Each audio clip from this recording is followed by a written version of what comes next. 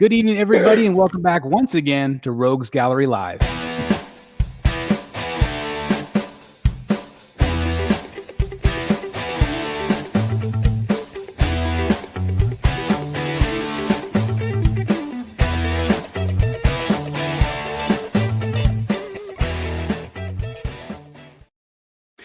Good evening. Like I said, this is Rogues Gallery Live. This is episode 154, where we're going to talk about all kinds of stuff tonight, including Sideshow Con and San Diego Comic-Con recap. We have a great panel tonight. Also, I think Dan is going to be able to join us here for a little bit as well, so hopefully he'll pop on soon. Nice. But let's do some introductions real quick. Let's just get started here. So we got JWR in the house right over here. How's it going, sir? I'm good. Happy to be here. Always a fun time. Glad to have you. We also have Eric B. from All Things Art over there in the corner square. Doing good. Good to see a full panel tonight. Or as I like to call him, the Riddler Stealer tonight. So that's what he is tonight. Anyway, we also have this guy right here from the Secret Sanctuary and just back from San Diego, Mr. Jeff Delaney at Secret Sanctuary. Hello, sir. Hi. Hi, everybody. It's going to be a great show. Can't wait. Are you one of the very few people that are not sick from going to San Diego Comic-Con? It seems like there's been a million like con cruds, COVID. So I went to Europe before Comic-Con and I totally missed Venice because I got sick and spent 2 days in the hotel. So I got my sickness over there and I was totally fine from Comic-Con. Good. You were like impervious. You were like built up your antibodies and all kinds of. Yep, absolutely. All right. Well, good. In the center square tonight, we have Mr. David Igo, legendary creator. How's it going, sir? Good. I also survived Comic-Con and dodged a bullet, and I wasn't sick before it, so I did better than Jeff. That's right. You just naturally repel all of that crud. That's good. What happens when you have you eat any sort of garbage, your immune system builds up and you become bulletproof. So and it's the hair. You got the hair to protect your, absolutely. And then we also have Mr. Matt Martin in the house. How's it going, Matt? Good. Ready to get back at it and talk about San Diego Comic-Con. Really to geek out on some of these statues. Well, we're glad to have you here. Eric's going to kind of duck in and out. Also, he's got to go pick up his daughter, so he'll be back with us as well. And so, yeah, it's been an exciting couple weeks since our last show. I'm just back from a 7-day cruise, so that was a lot of fun. So I was living vicariously through a lot of people like Jeff and other people posting in the groups. I want to thank Richard Ma, who filmed a lot of stuff for our channel, so I want to thank him. I got a chance to watch a lot of Jeff's videos. That was awesome. It looked like a really fun time. It looked even busier than last year. I'm assuming that the fact that there was so many more celebrities announced, whereas like last year there was no celebrities. Just how busy was it? Was it like crazy? I don't know if you were there all 4 days or 5 days. Yeah. I thought it was at least as busy as last year. I mean, it always sells out. So the crowd always seems the same to me. But it was nice that we didn't have the writer's strike anymore. So there was more going on in the panels and people could actually talk about their projects. Last year was a joke when it comes to that. And yeah, there were a lot of great dealers there. I picked up some nice comics, some nice graphic novels, and I bumped into Mr. Igo many times. And yeah, it was really fun. Bumped into CC and almost bumped into Casual Nerd Problems. He kept texting me, but we just never connected. But it was a great show. Super fun. I found that going the last couple of years, it's amazing that you can be at the same place and try to meet up and still can't. Yeah. Because it's such a big place. It's it's insane. It's like I'm on one end, I'll meet at the other end 10 hours later. You know, just like it's crazy. And it's crazy too. Chad was there 2 days, right? Never saw him. Yeah, I think he was there longer. I think he stayed an extra day, just didn't go to the floor. I think he just stayed at the hotel and relaxed. But okay, got it. And some people are saying that San Diego is too small now. They want to move to like Las Vegas, where the venue's 3 times bigger. Chris, they literally said that 15 years ago. Yeah. Keep it there, man. I love because when you look at the map, like all the streets funnel to this one awesome convention, and there's like all these main hotels right there. If it goes to LA or Vegas, I think it'll become a different thing. I would never call it Comic-Con anymore. I'll call it like Las Vegas Con LA. Like it's only Comic-Con if it's in San Diego. If it moves, it's might as well change its name. know? Well, I've heard that they're building like a 1,000-room hotel nearby or something. So it's like I'm assuming that they're always trying to like increase capacity and make it more convenient for people. But it's easy to get in and out of there, I thought. If anything, I thought, I was talking with a friend about this. Some conventions do it where they do like here's the big one, like Monsterpalooza in June, and then here's Son of Monsterpalooza in September, October. And I think Comic-Con should do a smaller, more accessible, smaller, still be big, but like relieve some of that pressure and get a second one going later in the year and see what happens. I don't know. It just seems like why not? That seems like the prime one to kind of like release a little bit more pressure. You know why I think that'd be a great idea? And part of it clues into what you're going to talk about tonight with your rant today. Is it's always bothered me that we've got Hollywood and San Diego, but it's usually after all the big movies for that summer have already come out. So if they do a Son of Comic-Con in February, they can promote that year's movies instead of the movies coming out a year or 2 years away. I think that would be really smart. And that's why it's always surprised me that there isn't a bigger Hollywood contingent at WonderCon and at the end of March. They could be promoting more movies like crazy, and they just don't do it. Is WonderCon at the same venue? No, it's in the Anaheim Convention Center. Anaheim. Oh, by Disneyland there. Yeah. That's cool. Well, you mentioned it earlier. The reason I wanted to invite David on, obviously you're always welcome, but you did a great post today. You had this rant on your Facebook page, kind of about Marvel and DC. And so I read it and I'm like, I thought you made all very valid points. I think a lot of people feel the same way as you do. And so I thought, why not have Dave on and see, let's talk a little bit about it, because obviously, the big news coming out of the event was this right here. This was, obviously Robert Downey Jr., Hall H, him coming out, the Russo brothers, making that big announcement that they were in for the next two Avengers movies. We got Avengers Secret Wars and then also Avengers Doomsday. I think I might have had those. I think the Doomsday's first. Doomsday's first, and then Secret Wars. And then, of course, Robert Downey Jr., which obviously means he's going to be like an Elseworlds Tony Stark, which they did in the comics. But kind of tell everybody how you kind of felt about DC and the lack of DC excitement. I feel like there's been a lot of lack of DC excitement for a number of years.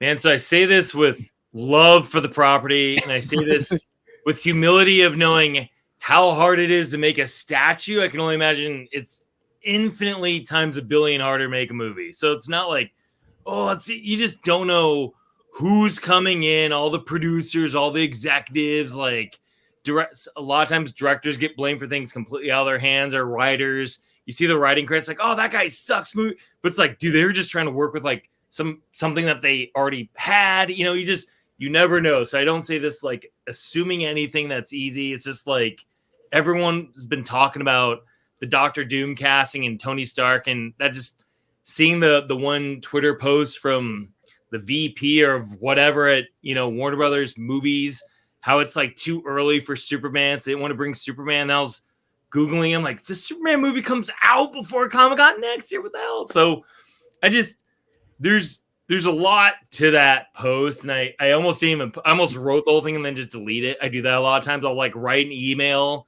and send it to myself, not send it to the person I want, because you just need to get stuff out of your system, and you just never know who's reading or how it's going to come back to you. So I always try to be as kosher as possible, because I do have a huge passion for DC, and one thing I think DC has uniquely like the position to do is just not embrace like this weird cinematic universe and trying to make everything tie together. It's like, let James Gunn do his stuff, get Matt Reeves stuff out there, and let someone else do stuff. But it feels like because they're trying to do this universe thing, they're holding certain things back. It's like, why? Like, Marvel's already done it. They're 38 films ahead of you for just let this not end the Snyderverse.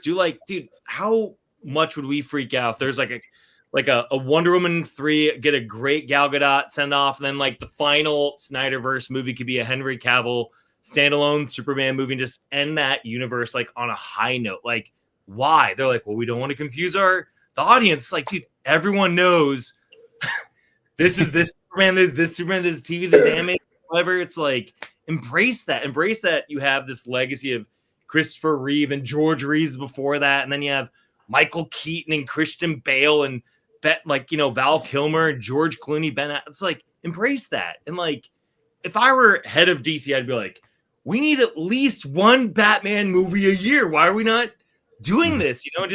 There's probably some sort of DC something that went on. I know online they were showing the Batman. Is it Caped Crusader? Is it movie or show? I forgot It's a show. Mm-hmm. And like, that was like the new, that was like their news. It's like, oh man, if they should have come with something. And then to hear like, it's too early. And then Marvel's like, boom, Robert Downey Jr., boom, Avengers 2026 is like, just get ahead of it. Like, just get people excited, like make some noise, and I don't know, it like reflects a lot with statues too. When I was at Sideshow or Tweeterhead or whatever, we always talk about like, what's the single statue statement? How's it work into a collection? Don't let this awesome idea hold back this awesome idea.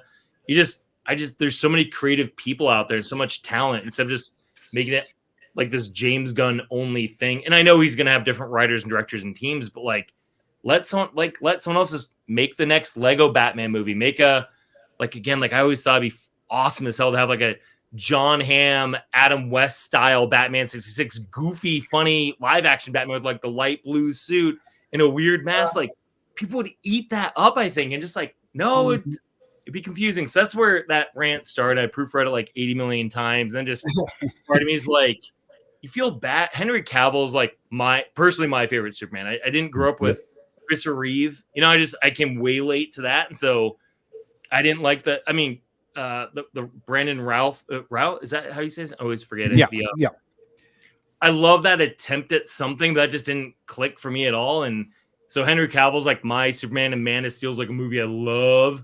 I just felt like he was done dirty a little bit, being brought back for this cameo, and then just, because we have new plans. It's like, I would just, if I were him, I'd be pissed. I'd be like, all right, Marvel, let me be Cyclops. Boom! I'd be like, whoa, like it'd just be insane. So, anyways, I want there to be like this. I want them to egg each other on and try and like they should be any healthy competition. Like, all right, they're doing this. Well, we gotta do that. All right, we got, instead of Pop trying to, Marvel Cinematic Universe, DC Cinematic Universe. So, sorry, that's my beginning rant. I'll let the agree 100%. Yeah, I mean, and the thing is, like, I feel like DC was already late to the game in trying to do the Snyderverse. I felt like, because MCU was already well established, really successful.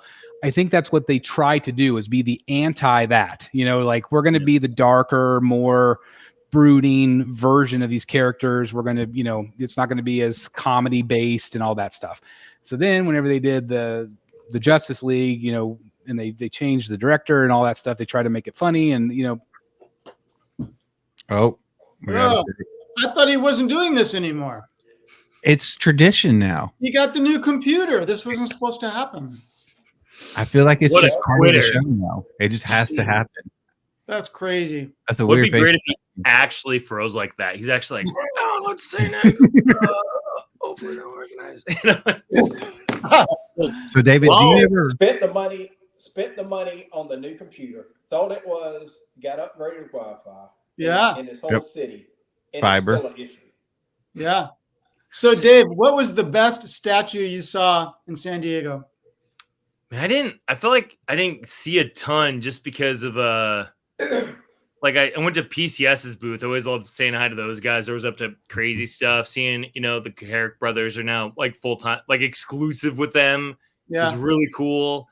I think the statue I was most excited for is actually on Sideshow Con. I would say was the because I don't think they brought this one down. Maybe they did, but the female Cheshire Cat for J. Scott Campbell, I thought was That was genius. so That was good. Yeah, when- that was cool. Yeah. Yeah. When I was still at Sideshow, we talked about doing that because he didn't release that calendar yet, but he had showed us like all this. Hey, here's the gender bend like calendar. And I'm like, this is awesome. And like, people love furries and sexy Catwoman. I'm like, this one would make sense. Yeah, So I actually talked to him about that, and he said, because I asked him, I said, we've never seen the artwork for this piece before. How was it selected? And he said, yeah, it's a calendar that's coming out, and Sideshow got to look at it and say, we want to do that one. And so and they did bring it down. It was at the show. Okay, cool. I don't think it was the first couple days. I think it came down later, right? Yeah, okay, that's what it was. Yeah, it looked really good. Looked great. Yeah. Sorry about the freeze. I don't know if it's my computer, but I don't think it is. We just got this giant like windstorm coming into our town. So I don't know if it knocked out some of the cables or something, but it's like nuts coming. So I think we're in for a negative. I think it was your negative attitude that knocked it out. You know, It was.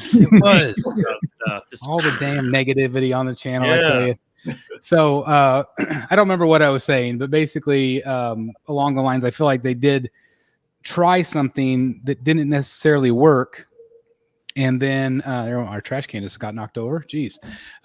Anyway, this is like, I agree with you. I think this is a perfect time to do a starting point, yes, with what they're doing, but then still have all these other universes that you could still do. I'm like, how great would it still be to have the Ben Affleck and Deathstroke movie that they were going to do? Like, I think a million people would still love to see that. It was going to be like Arkham Origins based. It was going to be really great. But so you touched on something too, Chris, which a little bit of fun facts. I may or may not know someone who worked on the Snyder stuff, and the original intention was to make that like a big universe thing. It was supposed to be Man of Steel is the prequel, Batman vs Superman is like JLA 1, and then do 2 more, maybe 1 or 2 spinoffs, and that's Zach's trade paperback of DC, and that was it.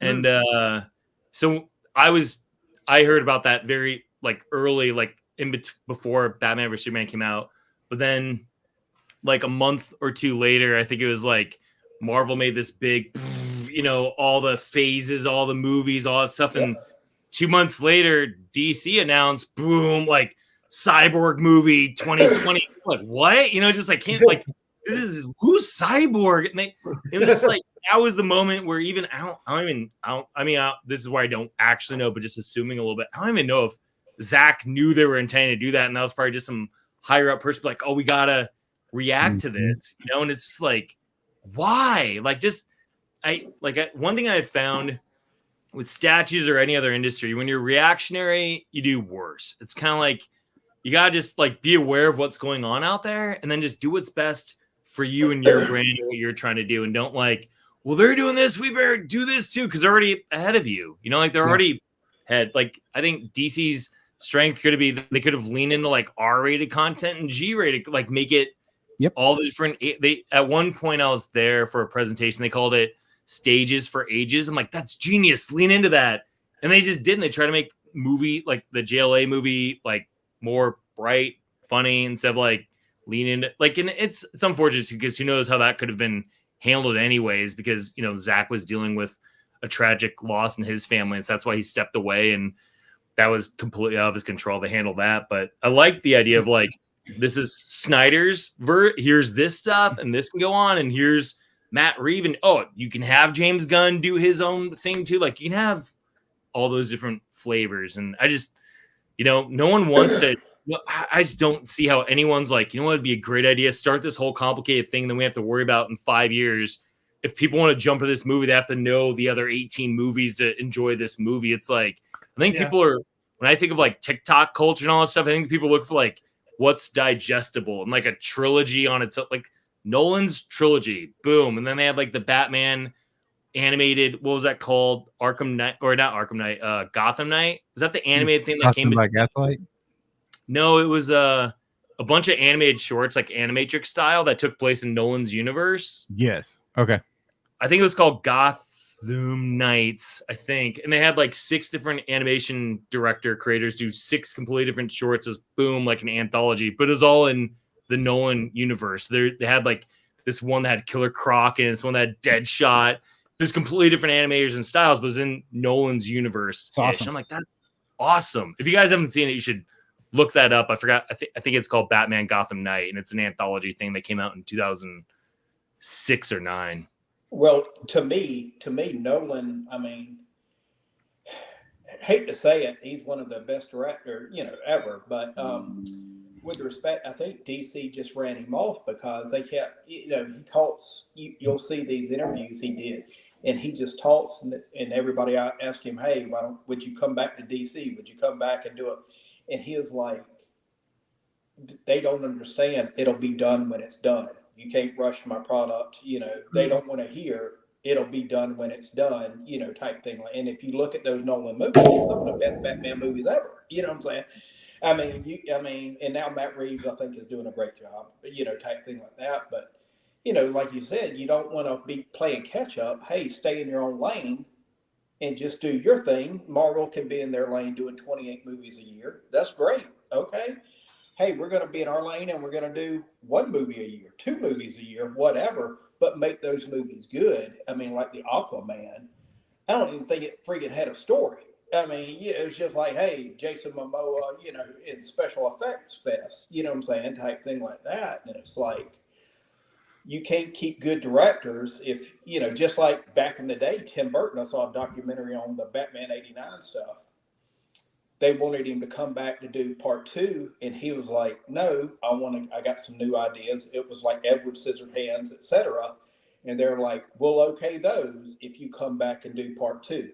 So it's like even back then, it was a hassle to work with them. And he was like, look, it'll be done when it's done. I don't want you on the set every day.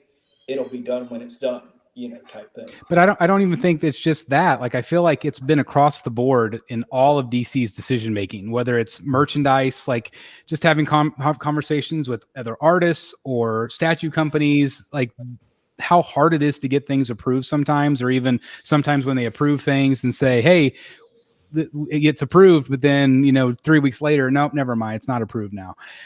Or it just those frustrations. But it just seems like so often, like, who is in charge? Does it seems like, you know what I mean? Like, it just seems like there's not anybody really in charge of these great characters. I feel like the DC, if you think, okay, Hulk's really popular, but I feel like if you combine Batman and Superman, they're way more popular than Hulk. I think more people recognize Batman and Superman, but yet at the same time, they just keep stifling them down. Like, again, just let them be everywhere.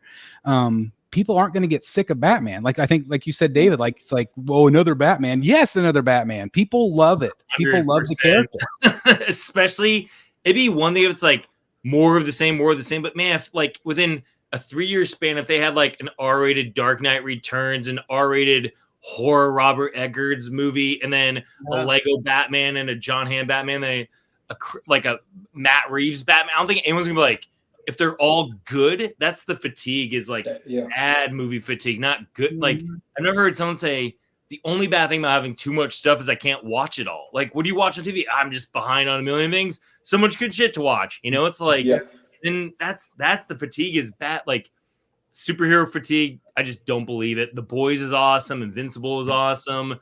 Like, so many good things are out there. It's just maybe with some Marvel stuff it dipped a bit, and I get it. You can't always be batting 1,000. You just can't. You can't, like, every race go faster. Every once in a while you're the best runner in the world and you take a little bit of thing, and just like any creative knows that struggle of like, you have your on days and you have your off days, and the pressure of running a mega like business like Disney just, oh my God, it gives me anxiety just thinking about it. Like, I get it. Like, the bottom line and all these investors, you have certain things to answer to, but man, they just, sometimes just like, it's like, please, more Batman. Like, why are you like, here's this thing that can make us tons of money. Let's not get in the way of this new universe thing. It's like, go. I would just be like, Gunn, you can do your thing. This guy do his thing. Go. That's what I'm amazed with Disney, quite frankly, like with Wolverine versus Deadpool. Like, I saw that this weekend. Absolutely incredible. I don't know if you've all had a chance to see it. I haven't seen it. Okay, so no spoilers. Yeah, no spoilers, but it was fantastic. Like, I had a great time. Actually, I was thinking, oh, is it going to be too bloody? Is it going to be too offensive? It's not even anywhere close to like The Boys. Like, The Boys is way gorier and way, it's like, I love The Boys. Like, it has become my favorite new show. Like, I've caught up. I love it. And so I'm like, Disney definitely took a risk by doing this movie, but I'm like, it's going to pay off for them because everybody's excited about it. It's doing well. Everybody was waiting for it. Now I've heard like it's going to be like a Wolverine versus Hulk movie maybe in the pipeline already. So, you know what it is though? Deadpool's a gory movie, but they kind of like do it in a fun way to where you almost like don't feel like it's actually humans. It kind of feels like you're like watching a video game where people are getting killed or something. Because it adds all the funniness to it and the sarcasm, But it's just, and I think The Boys is like that a lot of times too, where it's real tongue in cheek a lot of times, where it's like it's just it's intentionally gory just to be obnoxiously gory. You know what I mean? Where it doesn't really need to be, but it's just. but at least they took a risk. And I feel like DC at this point, I just feel like they're so stagnant that, and again, it goes back with the statue sales. Like, again, like I had a conversation with Prime One. They're like, well, if the movies start doing better, then we'll start pumping out more statues. We'll have more confidence if people are liking the movies. But what movies are they putting out that people are really excited about? Like, I'm still excited about the Batman 2 with Robert Pattinson. I love that dark, gritty universe. That's my Batman. I like the dark and grittiest detective noir type things. The Penguin is about to premiere too now. Yeah. Matt Reeves is Excited about the Penguin. That looks awesome. I was shocked. I'm like, dang. Even though he was like the best part of that movie, you're just like, really? Do I need to show this? You see a trailer, like, I need a show of this. Please give it. Yeah. It sucks that they canceled that. There was supposed to be another Arkham show. Yeah. Yes, but I also heard this week that maybe there might be another additional spinoff that they haven't announced yet. So I'm not sure if maybe they just took that idea and tweaked it. Okay. I don't know if just containing it to one building would be too difficult. I don't know. I mean, of course, I would have loved that because it'd be like, the Arkham games. But it's just, again, I think there is some excitement, but again, it goes back to what you said, Dave, is just like there's room for all kinds of more stuff, but I just don't know why that they won't take the risk in the fact that they own the best characters on the planet. Why? Yeah. Like, what is it? Do you guys have any guesses? Like, why? Like, what would be the point? I mean, other than not to confuse it's like, can you have a Batman movie without the death of Bruce's parents? Like, we get it. We've seen it a million times. We see the pearls flying. It's like, okay, if you're watching a Batman movie, chances are you already know that. So give us something new. Give us something different. What do you guys think? I agree. And that's what I was telling a buddy that was commenting on my thread, my post. We're talking about Henry Cavill as Cyclops. Like, oh, he'd be a great Wonder Man or Captain Britain. I'm like, yeah, but then he'll be a one and done guy. And I just can't see him being like the staple of, like, if I see Henry Cavill as Cyclops, I see him as being like a staple, like Chris Evans as Cap. Like, oh, he's the leader of the X-Men, leader of the Avengers. It's like, that's what we need. And then I was like, I wouldn't do it as like Xavier and Cyclops dude. I would do post Xavier. Like, we know the old ball, like Patrick Stewart is the best. I think we'd all have a hard time accepting one, but I'm like, same. We just said, Chris, about like, we know Batman's origins. We don't need that. I think we could step into an X-Men world where it's like Cyclops is the leader. It's like the astonishing X-Men era where it's like, he's the leader. You like, don't bring in Magneto's of it. Like, he's in hiding doing something, make someone like Mr. Sinister, like the main villain. Like, that to me would be awesome. So Batman, same thing. Like, we don't need an origin. Like, maybe there could be a flashback trauma moment or something. I get that. But like, I want a killer freaking Croc. And I know they did one in Suicide Squad, but that was not a killer. That was awful. Terrible. Awful. Redo.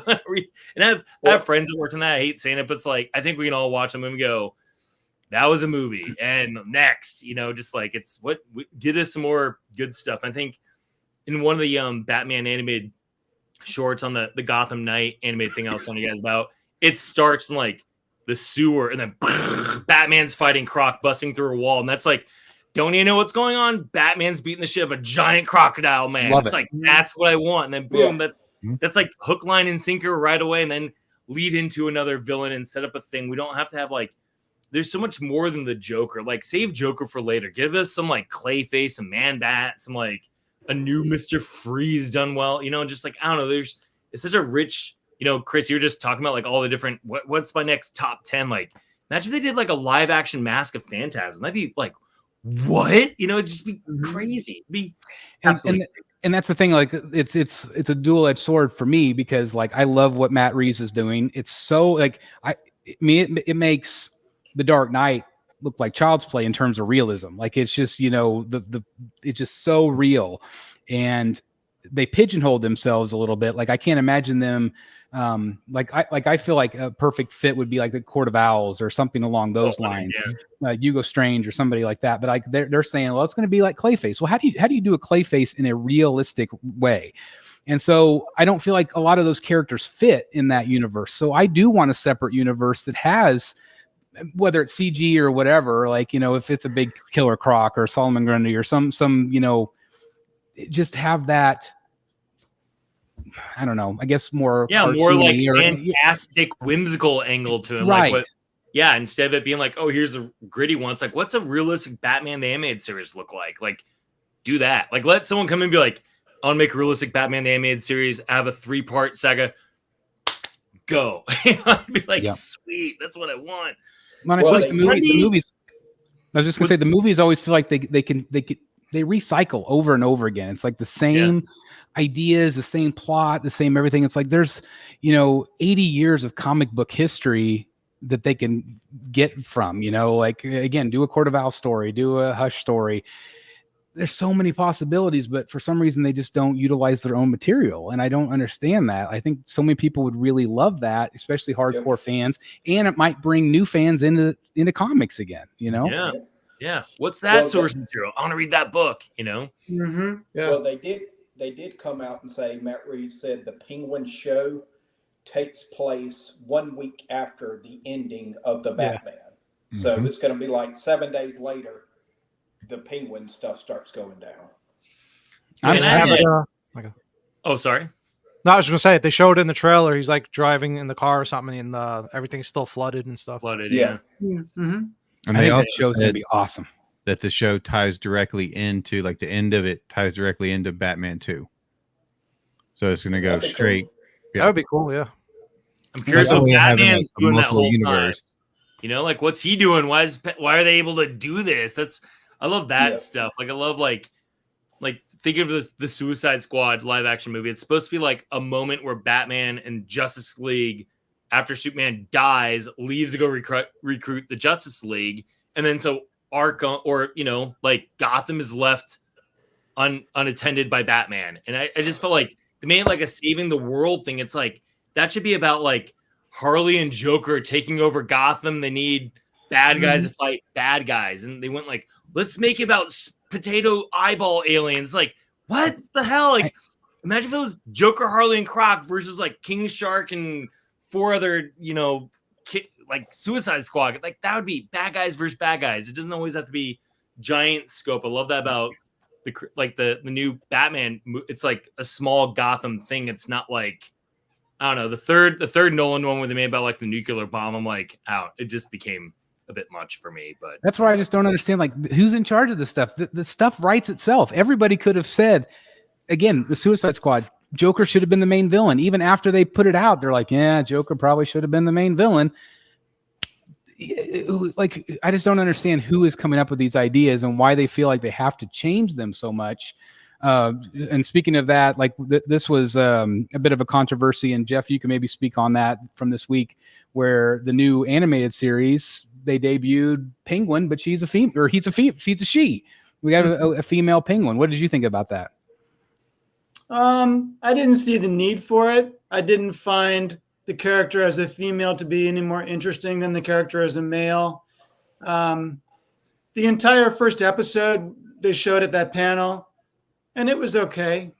It wasn't anything special. I was a big fan of the original animated series. I don't know. At least change the character. Like, it just looks like Penguin with lipstick on, and they called her Oswalda or something. I don't know. Oswalda. Yeah. But again, it's just like some of these decisions, I just don't understand like what the point is necessarily. They pointed out that there aren't too many female rogues. And did you see the designs for the rest of the characters? A lot of the characters are don't really look, the same as they usually do. I'm fine with redesigns. Like, I mean, it was the show in the early 2000s called The Batman, where it's more of like an anime style one, where like Joker had like a stretch, was it like a stretch? Straight jacket. Yeah, straight jacket. Like, he was in a straight jacket, got loose. I'm like, I love that idea, but like, I don't like when it feels just doing it for the sake of doing it. It has to be like a good reason. I'm not like anti gender bend stuff. Sometimes it can work great. Like, the idea of Harley came from like pretty much a female joke. We need a female companion for Joker. Boom, Harley Quinn. Right. Works great. Like, make a new take on Penguin and give him bring in a new female character. I know that can be like hard to do, but just take on the challenge. And like, Punchline is great. White Rabbit's great. Like, bring in some new characters and make the story good, and they'll love them. I mean, again, Harley Quinn came from the animated universe. Batman Beyond was a whole fresh new universe based on we need to do something with Batman and make him younger to appeal to younger generation. We gotta make him, let's put him in the future. Boom. Batman Beyond. You know, it's just like there's so many cool. Like they could have taken the idea of Ink from Batman Beyond and put her in this universe, or who is the electrocuting chick that from Livewire? Could have done Livewire. They could have done like they could have pulled from so many, like you said, Chris, there's so much other stuff that's been done. Pull them into that universe of making like Penguin female. I don't know. I just feel like it's a cop out. It's lazy to me. It's like, and a lot of people have said the same thing. It's like, if you need a female character, then create a new one. And it's not always that easy, like you said, but Punchline's fantastic. A lot of people love her already. There's already statues of her. She hasn't been around very long. George Jimenez created the character, and it's like, just why not bring that in? Like, I just don't understand why.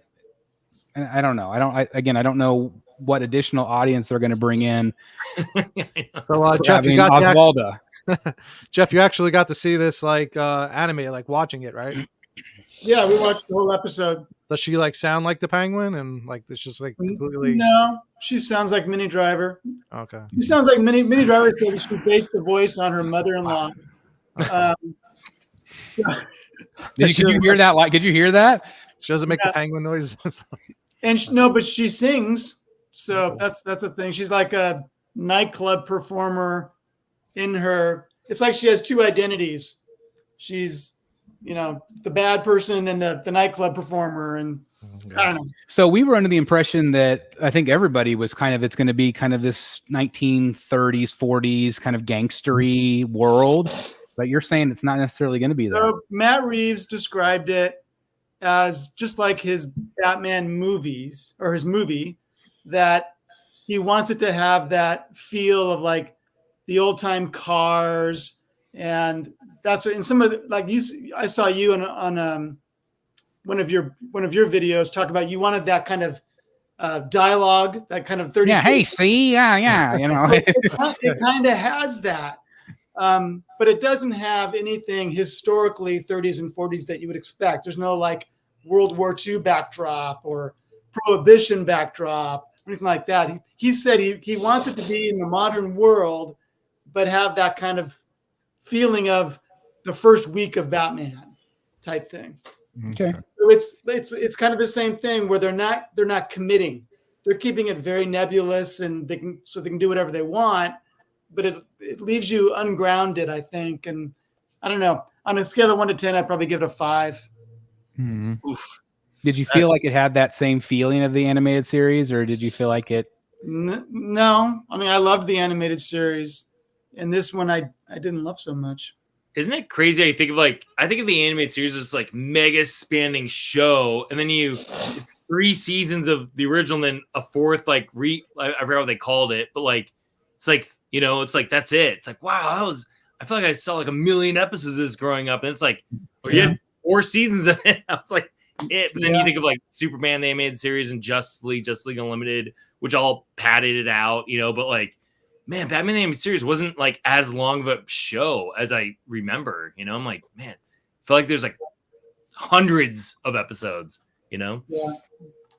But at least it is something new. I mean, that is good. But and how much did you feel like they were promoting? Like, was it just a panel, or did they have banners everywhere and people talking about it?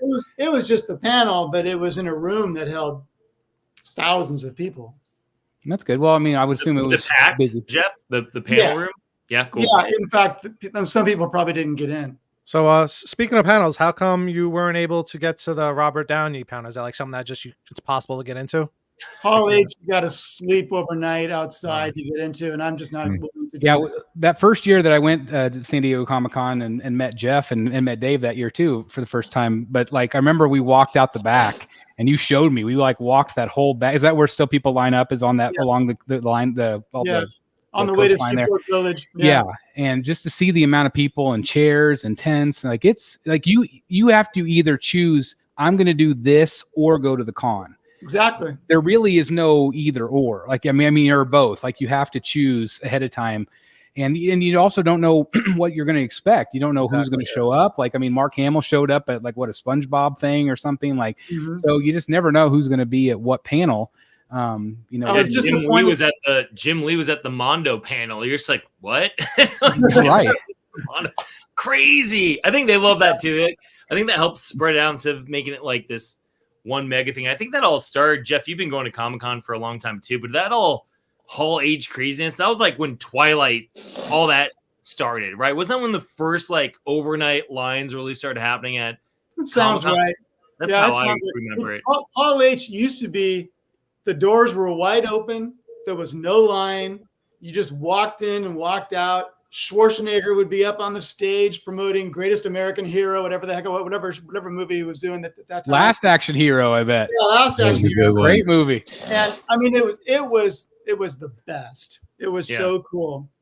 That was a great thing about last year. The unfortunate part about like the writers and actors strike was you could actually go to panels. It felt like shockingly accessible again. It's even though it's like, yeah, your favorite actors or whatever aren't there, but like the He-Man one was still great. You know, they still had like some great important people and creators of the show, but they weren't like, and Kevin Smith had a workaround because he was still like an executive producer. So he was there as a executive producer moderator, not as the writer on the show. Yeah. Funny Crazy. workaround kind of a thing, but yeah. It's crazy, but and again, maybe how would you guys think about like if they did like all the Hall H stuff at a separate event and just let Comic-Con be Comic-Con? One thing they did do, which was interesting, and the first time, as far as I know, that they've ever done it, is for the Wolverine Deadpool panel where they showed the whole movie and the whole cast was there. You actually entered a lottery, and you either got in or you didn't. There was no line. And I did not get in, unfortunately. That would have been really fun. But I thought that was smart. And I hope that they do it for some other panels in the future, because I'll never sleep overnight, but I'll enter every lottery to see if I can get in. Mm-hmm. No, I think that's a fair way to do it. Yeah, I think so too. Yeah, I mean, imagine seeing Deadpool Wolverine with 6,000 Comic-Con fans. Yeah. Well, it's like, that's the way to see it. but even what was it, last year or maybe it was 2 years ago? Jeff and I are at the Jim Lee panel, and in walks Paul Dano, who played the Riddler in the new movie, and it's like that was so exciting. We didn't expect it. We kind of maybe heard a rumor, I remember, but like those moments are just incredible if you can get in. I mean, something I'll never forget for sure. Yeah. Well, I've kept you way longer than I promised, Dave. Is there anything else you want to talk about, rant about before you? Can you give us a status on Egyptian Queen? Is it still getting painted, or what's going on with that? Oh, for Reventure. Yeah, no, Yes. so it's in paint with Casey Love right now. And we edited a couple of sculpt parts on it. So like we, originally she had the belly, then we kind of went a little bit flat, and then seeing in person, it's like, oh, we went too far. So we brought some more of that back. Mm-hmm. And we like in doing that, we realized like, oh, the legs too long. So we shrank the legs, which affected the base. There's a whole crazy ripple effect. So Casey's been a real champ with kind of like, all right, Case, we're going to just reprint only these parts. Can you just paint on these parts? And it was super glued together for the con. So you had to like break it apart carefully so we could like preserve it. So it's in paint right now. And Todd and I are in sculpt in the next project, which we talked about in the life-size Death Dealer bust. And we're looking at a couple other possibilities. We're actually down at the con this year. A great thing about not being anchored to the booth was Todd and I could actually look at other opportunities and other things too. So we have some possibilities down the road. Nothing. We're not looking to like be the next huge company. He's got Spec Fiction. I'm still very much invested with Tweeterhead, trying to get my own stuff going. So this is like a fun, like, and whatever Chad doesn't want to do, I can do it here with Todd. Like if Todd's into it. So I have like Chad likes some things. Chad doesn't like certain things. I can kind of like bounce around a little bit. And how has Reventure been received so far by the people that have seen it in person and things like that? Has it been? Do you feel a lot of excitement kind of starting out of the gate? I think it was pretty big news, not to pat myself too hard, but I think like, having almost 18 years experience doing this stuff and being active with the community in various ways. And I don't know, I think people know like what I brought to Sideshow and to Tweeterhead, and knowing my past with Channel Giant a little bit too. And then with Todd's, known for Spec Fiction and being a great seller, retailer of all things. And I mean, it was a great partnership. It's not, I think a lot of people, when they look at partnerships, it's like creative business, like, well, all right, financing and making a prototype is one thing, but a lot of people in the customs world, like collector customs or whatever you call it, they're learning that customer service is really hard to come by. getting things on a ship. Like it's like making a cool prototype's like 10% of the battle. And, you know, it's something I realize, and, you know, Todd understands all the headaches of getting things on containers, shipping, storage, like huge part of it's not just getting things on a ship in here, but also getting into customers' hands, making sure they're happy. If not, return swaps, all that craziness. And like shipping to the United States is like the easiest thing in the world. But once you want to go international, it becomes a whole nother thing. And so when Todd and I had that like aha moment, we should work together, it really was like a perfect marriage in a way where I don't think a lot of people saw it coming. So that was pretty exciting. We had I thought a strong reveal for our first piece, and you know, trying to figure out how to do it. We're still we announced it quarter and 6 scale, but Todd and I are looking at something else, like do the quarter scale one you saw. That's everything, but can we do a quarter scale one that's more trimmed down base so people can still get her without this? Because the base I think was like 32 inches wide, you know, to get all that in there. And it's for that piece in particular, we keep joking about, we chose the hardest thing. It's a female likeness. The paint on the column, the paint on the Jaguar has the spots, and then the marble on the column, then the carpet has all this stuff on too. It's like, why do we do this to ourselves? Like, why? So the Frazetta Museum, it's not official. It's Frazetta Junior Enterprises. Like, they've been great to work with. We're working with the grandson, who's also named Frank. He's a Frankie Frazetta. He's cool. Super supportive. Originally, we were trying to get up in April or May, and he just knows we're trying to like what we just talked about earlier. You know, exactly like we're taking our time. We want to get it right. Not, well, it's got to go up in May. Like, if it's not ready, just paint it, put it on the website. Just like, he's been very supportive of like, we want to do this right. We'd rather wait, do it right, get it up, make it hopefully the best Egyptian queen ever. Make no one else want to attempt doing one, because it's hard. But and then just doing some more Frazetta stuff and seeing like some other opportunities which are coming down. But it seems like people are excited. We got a ton of people like, you should do this, and anything that's likeness based, that's movie likeness based, I want to avoid like the plague, because it's like you have all these other companies that do amazing likeness stuff. It's like, I just have zero desire. Like you guys know this, like a likeness piece either looks exactly like Michelle Pfeiffer Catwoman, or it's fail. It's not like, well, it's a cool representation of her. It's like, nah, it's like either when you say it's 70% there, like that's not good enough anymore. It's a fail. So I'm just like, I told Todd that too when we went into this. I'm like, just so it's kind of like when you start dating a new girl and you're like, hey, I don't want kids or something, you know, like you want to kind of get that out there as soon as possible. I was like, hey, I never want to do like this piece. If you want to, that's 100% on you. So I kind of like put that out there at the beginning. And I think it's good to have a focus. It's hard when you're spread out. You don't like, it's like, what's your brand? Just doing everything ever, you know, it's like, or do this stuff really, really well. So that's what we're trying to do, is like, what do we like? And right now it's Frazetta, and we'll see where that leads, you know, we'll see. Well, we're really excited for you for sure, of course, and like you mentioned, you're still doing things for Tweeterhead. Obviously, I know you want to art direct the monsters, like the Clayface and the the Grundy and all of those. So I'm really excited to see the progress on those, and I am very, very excited about that line. And obviously, you're still working on He-Man and other things like that. So much continued success on all of that stuff. And if you ever, like I said, if you ever want to come back and talk about any of that stuff, please feel free to hit me up. We'd love to have you back. But I don't want to take up any more of your time again. I've kept you way longer than I asked, but just thanks for coming on and talking to us tonight. Well, you guys rule, and sorry to hog so much of the air. I know it's a pain. I was like, I have thoughts on this, you know, so I appreciate you guys sitting through it. And I hope all my, partners and friends at Warner Brothers know is all for love. I want more Batman movies. Well, and that it really is that. It is the love. We love these properties. I mean, I'm not the Hulk statue collector. I'm the Batman statue collector. I love what DC does with their, their comics and their statues. But I'm like, we clearly see the vision that they could do more, and I think they would be very successful at doing it. So it is all in love. It's just, it's all positive critique, I think. Yep. By the way, so you guys your homework is, if you haven't seen it, watch that Batman Gotham Knight animated Nolanverse thing. And then there's some animated shorts on Cartoon Network, and I think one's called Shanghai Batman, and it's one of the best 5 to 10 minutes of Batman animated stuff you'll ever see in your life, and it has Batman in like feudal Japan fighting Bane and Catwoman.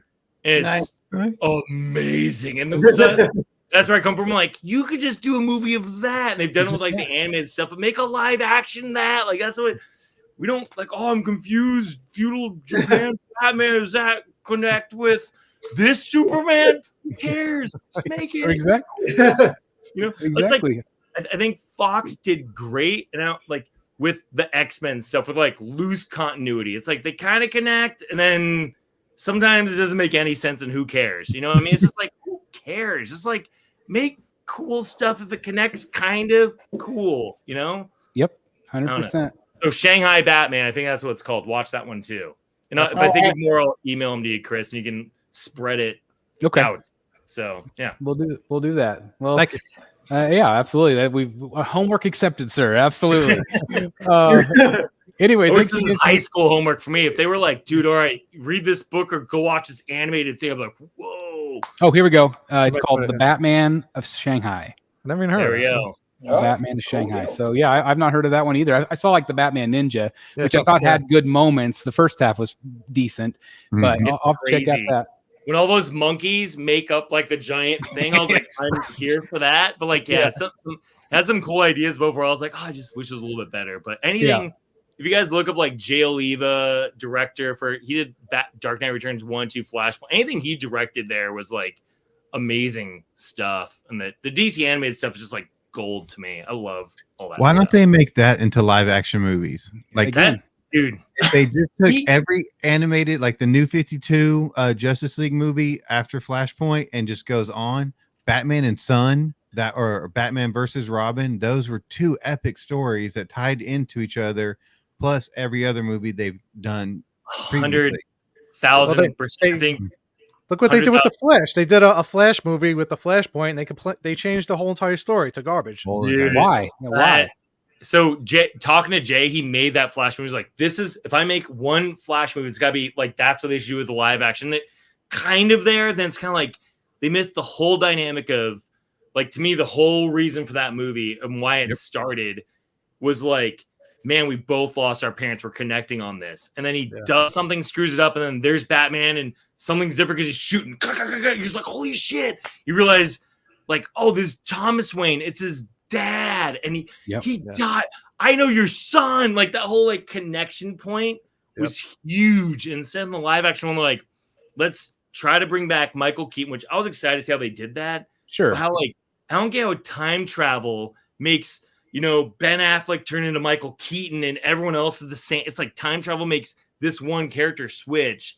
And Supergirl's like totally different. It wasn't like Superman became a girl. It's like, oh no, Superman died when he was a baby and his cousin came here. It's like, it's just like this weird inconsistent thing. And they forgot like the whole reason for it was, anyway, sorry, that's a whole nother rant. I'll type it up. But again, it's the source material's there. Like I just make it.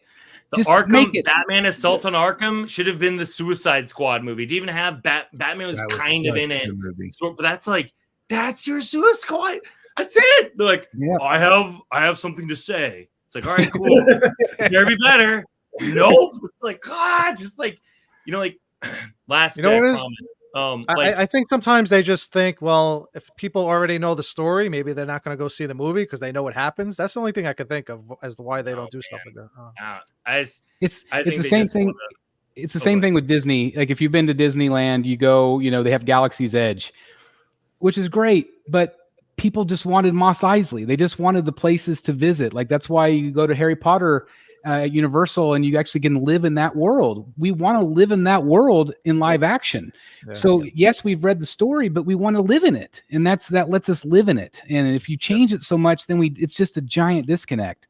And I don't know. It's just, again, it goes back to like, who's in charge? Like who's making these decisions badly, constantly with the greatest characters on the planet? Like I just don't get it, but unfortunately I'm not in charge. They don't ask me. So, you know. Sorry, Chris. I made the rant. I should be in charge. That's right. I vote for Dave Igo to be in charge. Only have good ideas. There are no bad ideas. Dave's like, man, those great ideas. Lawrence has a good point in the comments. Creators want to put their own stamp on everything, which is true. You know, you're going to make something. You kind of want to do something different, unexpected, and do your own, I guess, style and story, I guess, instead of trying to copy somebody else's story. I don't know. It's important. You know, I got maybe in an online argument with a prominent sculptor recently about him assuming an artist copied his work. And I'm like, oh, I hate it when it's based on a Jim Lee source image. It's like, you were inspired by Jim Lee's Magneto.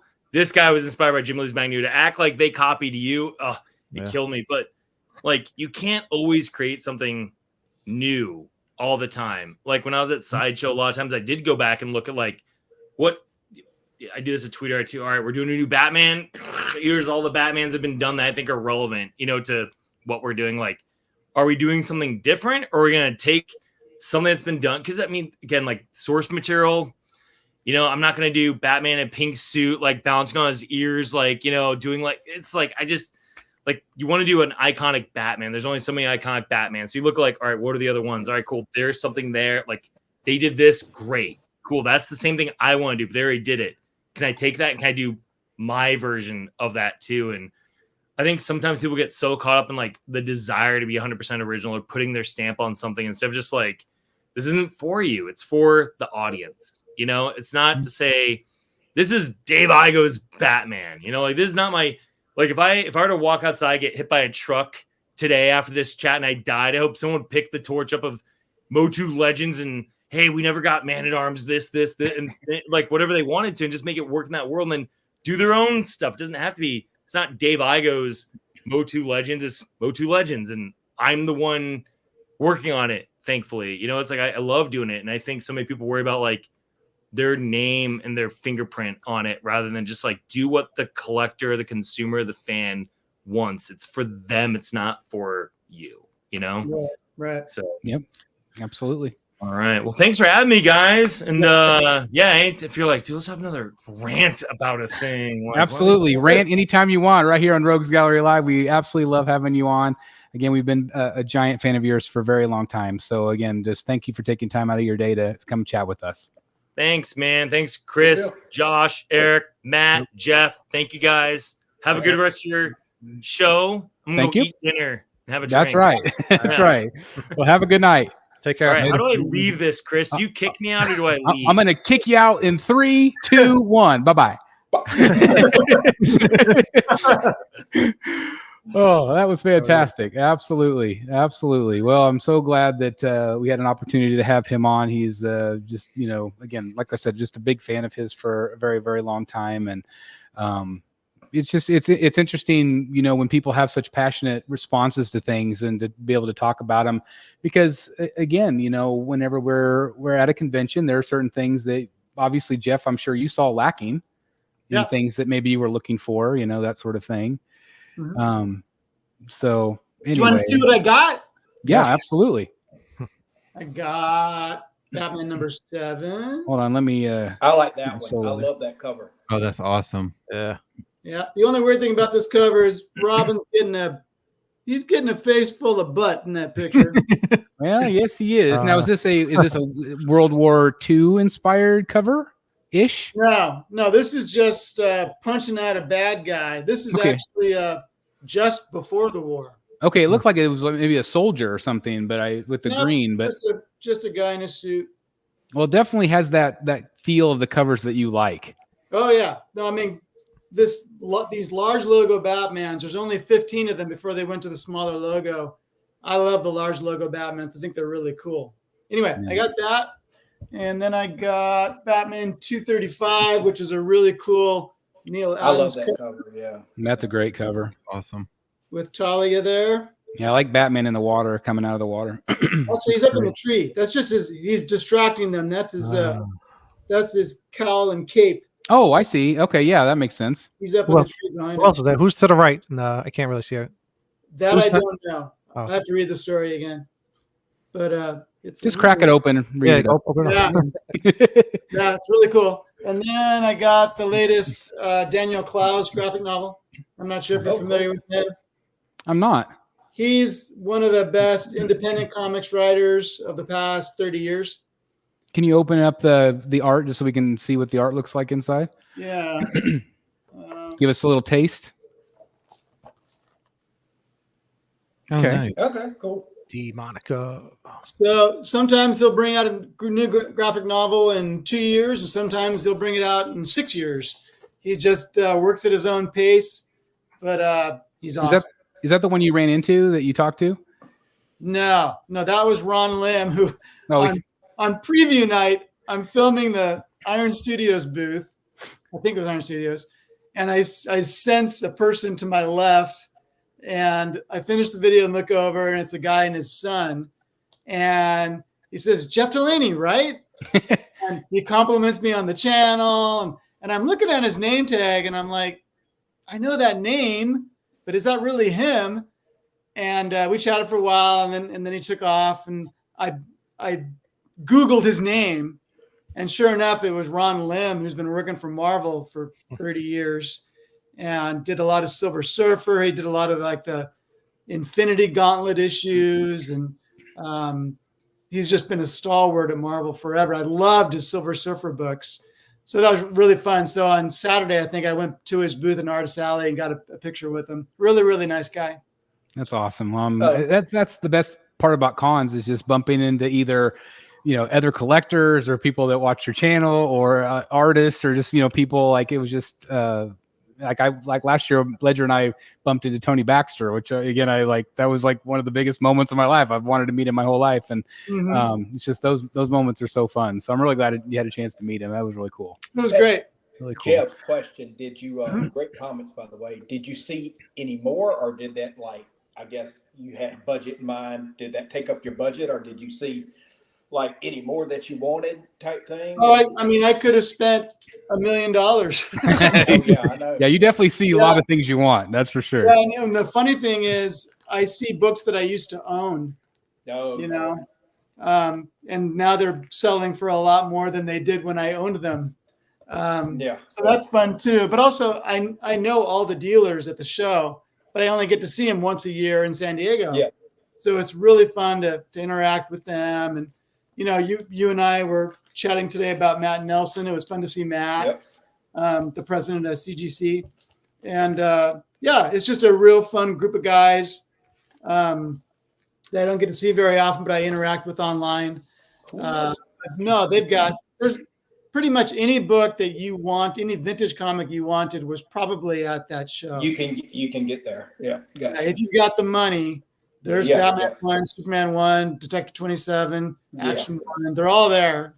I'm not sure I saw Marvel Comics #1, but there was probably one there. But yeah, you see guys in what they call it the Gold and Silver Age Pavilion. That's the vintage comic area of the convention. You see guys with briefcases, Yeah. There's guys going in there picking up very, very expensive books. And there's a lot of books trading hands between dealers because they have their want list from collectors, that they've known for decades. Yeah. Yeah. Cool. Speaking of, I don't know if you want to talk about it, Matt, big money. You want to talk about it or you want to skip? You want to skip it? I'm not going to talk about the price because with respect. But, yeah. No price. Yeah. We don't need to talk about the price. So, okay. Try to make it me and my wife, I told you, Chris, she says, Matt, I love your art and I can get behind the art and I love the statues because it's a form of art. She goes, the comics, that's where I have a hard time because you get them and I organize them and I put them down in my bin. She goes, well, with respect, I would rather you spend more money on art / statues. I said, well, I can I respect your decision and I can see your decision. I said, hey, I'm slowing down on the comics and just going to focus on, I think for a while at the Golden Age, which I'll get some help from Jeff because I'm going to Terrificon here in about 2 weeks. So I'll get some help and advice from Jeff type thing like that. Things that I'll leave the kids when I leave my kids, what I'm saying? It'll be valuable. And if God yeah, if they need the money one day or something, here's a Right. Batman #7. I need, $1,000, or whatever, type thing like that. So I said, yeah, I respect that. So then, again, no numbers, but we recently sold a portion of one of our family businesses. So that the payout came. And she goes, well, I'm going to do some things. I said, okay, well, that's cool. And she goes, well, you've got permission to contact Jim Lee and get on this commission list. I said, are you shooting me? She said, yeah. She said, you got my blessing. You sent me a photo of the check. Yeah, I Like, sent you a I was like, photo of the wow. check. And biggest check I wrote in a long time. Oh yeah. Yeah. But I just want to say congratulations. Like that is, I can't wait. Do you know like what you're going to do yet? Like, do you have an idea for sure? I told him, so long story short, again, I was like, okay, so I got the okay. And I was like, I got to get in contact with Albert Moy because he says, on his website, hey, he's only doing a few select commissions and you can only pick them up at a show. So I'm like, okay, we're going to Terrificon 2 weeks, 3 weeks or whatever. And I was like, okay, so like 2 days goes by, no reach back from Albert. And I'm like, God dang. So I called my buddy that was at Torpedo Con. That's a dealer at Torpedo Con. I said, hey, is Albert there? He goes, yeah, Albert's here. I was like, tell him to check his email for me. So he did. He got back to me. He said, okay, hey, what's your budget? And I said, well, I'm thinking about this.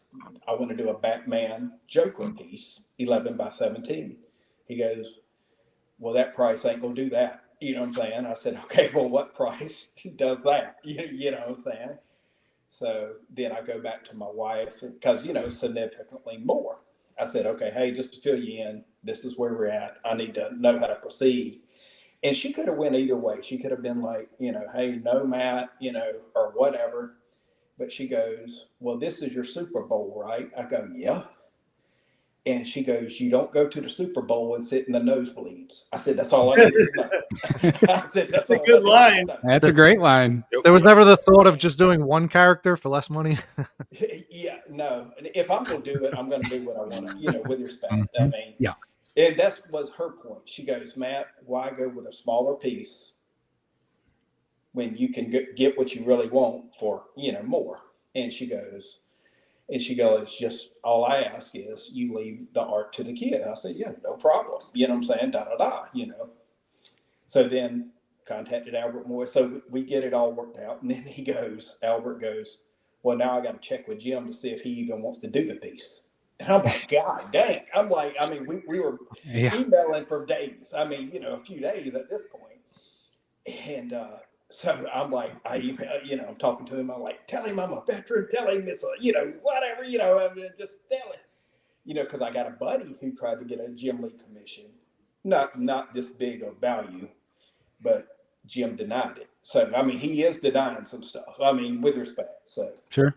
So then I woke up to the next morning, got the email from Albert. He said, yeah, Jim said he would love to do it. Send the check to this, to this address and he'll get started. So we're nice. Awesome. Unbelievable. Well, congratulations. And I'll pick it up. I'll get the meet and greet with Jim at Terrificon, get the art directly from him and, just hang out with him, what I'm saying, type thing. So it'd be pretty cool. Well, if you have a chance, I don't know if I haven't talked to you about it, but would love to see you like film the experience of you picking it up and showing it off and stuff. I'd love to share that here on the channel. I want to do it with respect. Even if I have a chance to see the art before, I want to do the live thing when I get it from Jim. You know what I'm saying? Yeah. Type thing like that. So just to see your reaction and 17 penciled and inked Batman and Joker. That's what I know. You know what I'm saying? That's where we're at. Incredible. Okay. Well, congratulations. Yeah. Congratulations to you. And Eric, congratulations. You want to show off your newest get today? Do you have a picture? It's up behind me. I guess I can go get it. Oh, and say it might just be better. I don't know if it'd be better to show. Is it already? You don't have it framed already, do you? No, it's on my shelf though. I just put it up. So Eric got a piece from David Finch from this past weekend at San Diego Comic-Con. Thanks to Jeff Delaney for heading on over to the table. And then I also picked up a Jock. I'm waiting for Jock to mail out my I guess somewhat of a I guess it was kind of a commission. That's really cool. I So love they- that one. It's kind of like a throwback to the old school Riddler. Yeah, the Jock story was interesting. So they had Jock on that WhatsApp thing or whatever the hell it's called, and not WhatsApp, Whatnot. I was Yeah, confused. Whatnot. He was on Whatnot, and they were doing these auctions starting off at 500, but they wouldn't tell you anymore. They said it starts off at 500, and Jock will do a head sketch.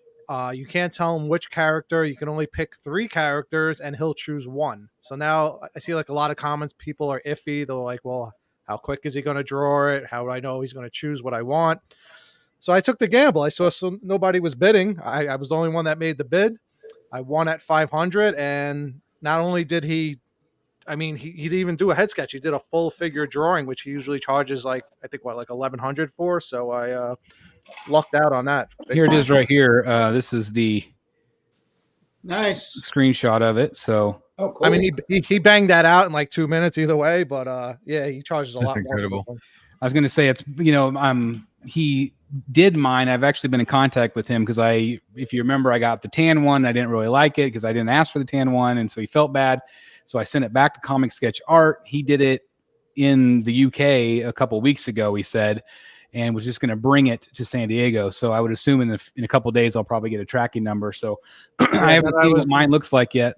I was telling you, they had your old one that you sent back right behind them on the shelf, and it was supposed to go up for auction. I don't know if it did because I had to leave the show and go do something, but yeah, they were starting the auction off at I think 1,000 for it. Yeah. And they're usually like 1,200, I think is usually what that, well, no, it might have been 1,000. I can't remember what I paid originally. It might have gone up, but hopefully it went to somebody that could appreciate it. Again, it's a great piece. I just didn't like just like the black and white paper, but anyway, congratulations on your new Finch. And when are you it's getting awesome. another Finch? Thank you. Wasn't you supposed to get a Finch, San Diego? I was supposed to get one this weekend, but obviously he didn't get to it. Although Eric mentioned, like, he actually went to David's art rep his house today and got a tour, which is incredible. And Eric, you mentioned that maybe David already had done mine or something.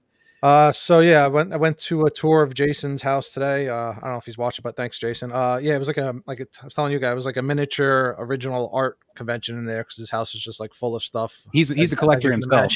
Yeah. And he said Finch is coming down here to do a book signing, and that he has a bunch of mail-in orders with him, and he said yours should be in there, so he's coming down in 2 weeks. Okay. Well, I guess. Well, anyway, mine was I'd asked for an angry Ra's al Ghul, so hopefully that'll be my next one. And then I was saying that to Dave Igo earlier on the show that I have about 10 more, and then I'm done. Which again is a lot of money, and I don't have a lot of wall space, so we'll see if I can make that happen. But we'll see. Yeah. But again, $800 a pop. Whew, it's expensive. Mm-hmm. So you probably have 45 now? pictures. How many you got right now, Chris? 1, 2, 3, 4, 5, 6, 7, 8, 9, 10, 11, 12, 13. Wow. 14, I got 15 Finch pieces. Wow. You could have had one Jim Lee. Well, not even like that's the crazy thing is like not even close. I'm joking. Yeah, I mean maybe like I do have a Jim Lee. I've got that $1,000 side profile head sketch, but Jimmy says I need a hush, and he's on my list for sure. But my next 3 are Ra's al Ghul, Riddler, and Man Bat. And then I think Hush might be next after that. So we'll see. I have been in contact with David, so at least I have that communication. So just kind of what he knows what I have coming or what I'm expecting. But he said he's really enjoying working on them. So that's really awesome. So cool. Jeff, I know Jeff's got to eat. So we got to look at pictures. Yep. Exactly. We got to do it. Although, first of all, hold on. Rutledge Record, $10 super chat. Apologies to Eric for not responding to his message. Been super swamped. Active U.S. Navy.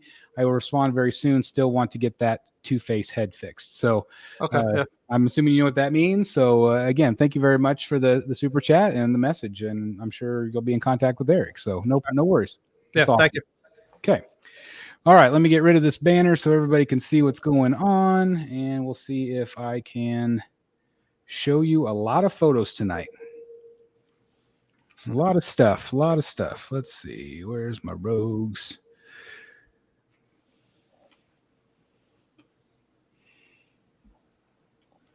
Oh yeah.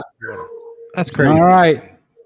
So I had to throw this in first. Jeff Delaney, how insane is this? Isn't that crazy? Convention inflation. That's crazy. Yeah. A case of water, $120 at San Diego Comic-Con. It's amazing they even have the balls to do it.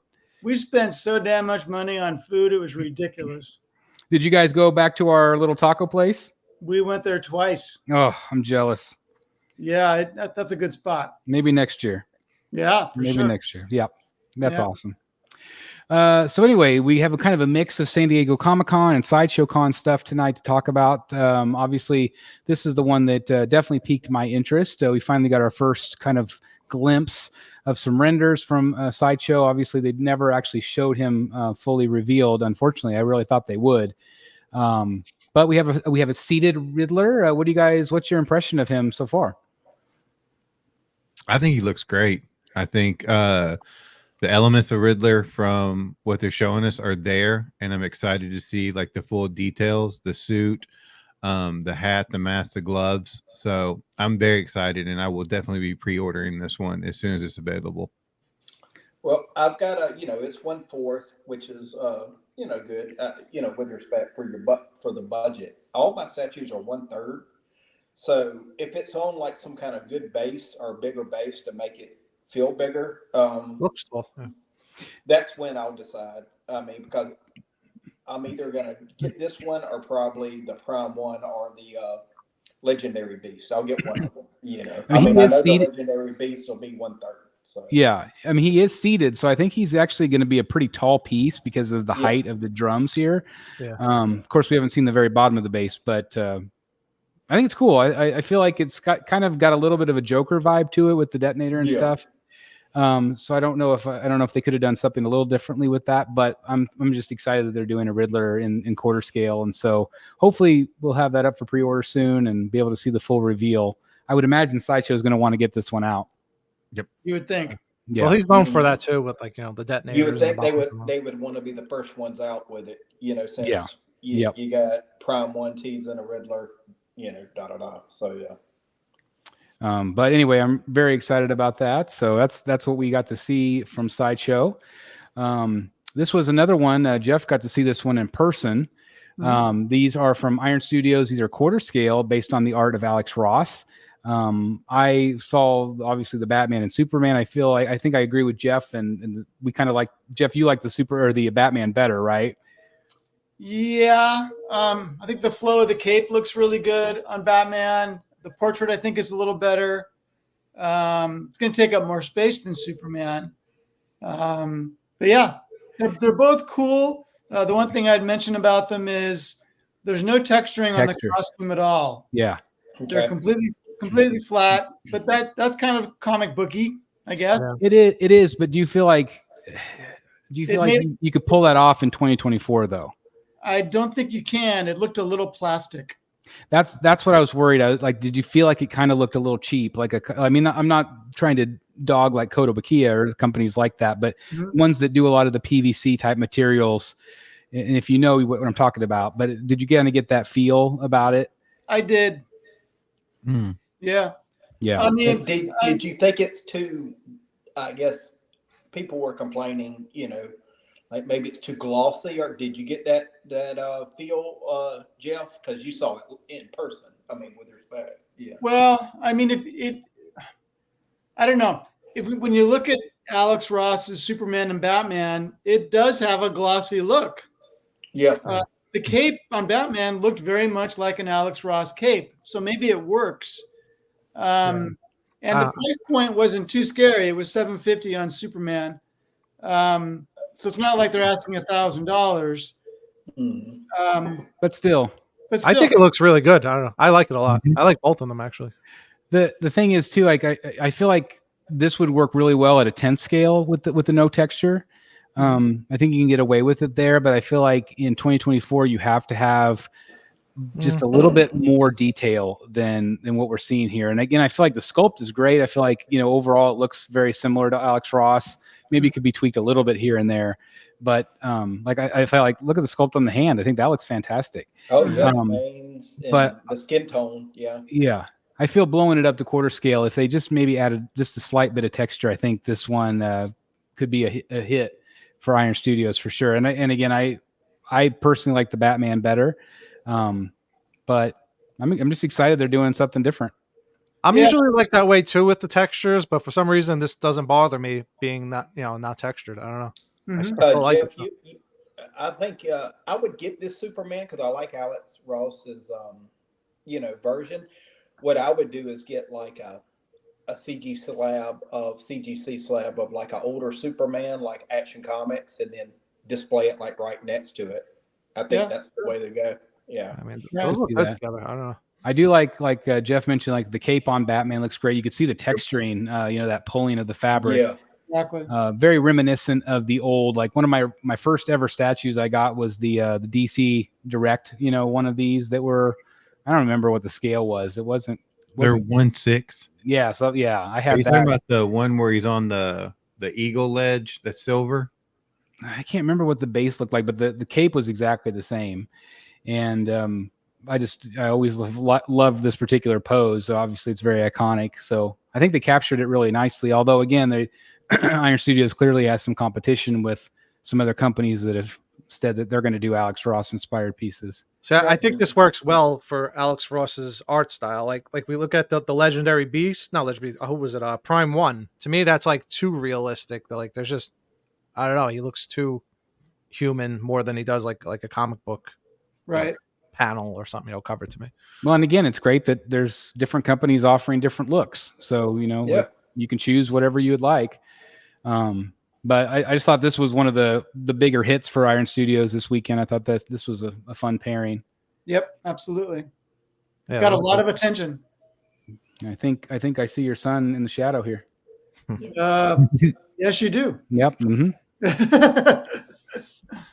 His hair's gotten even longer this year than I think last year. I was like, he looks a year older. It's cool. Yep. did he So ever anyway. get out, Jeff, like just hanging out, just you and him and stuff? Mm-hmm. Yep. We were together most of the show. He went off by himself a few times, but for the most part, we were together. It's cool. That's what I like to. I like to take them to the cons and stuff like that, and just to get to hang out with me and stuff like, what I'm saying. And then like if the guys come, it's always good for them to meet different people, So it's pretty cool. This obviously was the big reveal of John Constantine, which I think is a fantastic piece. This was sculpted by Martin Canale, and I think it's just a beautiful piece. Me personally, a lot of people have made comments about the face sculpt, and I can't unsee it. All I see is Phil from Modern Family.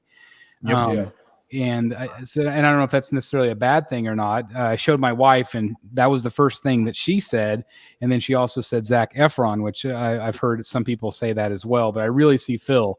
What do you guys think about this piece in general? And even with people saying that about the face, does that bother you, or would you still want it?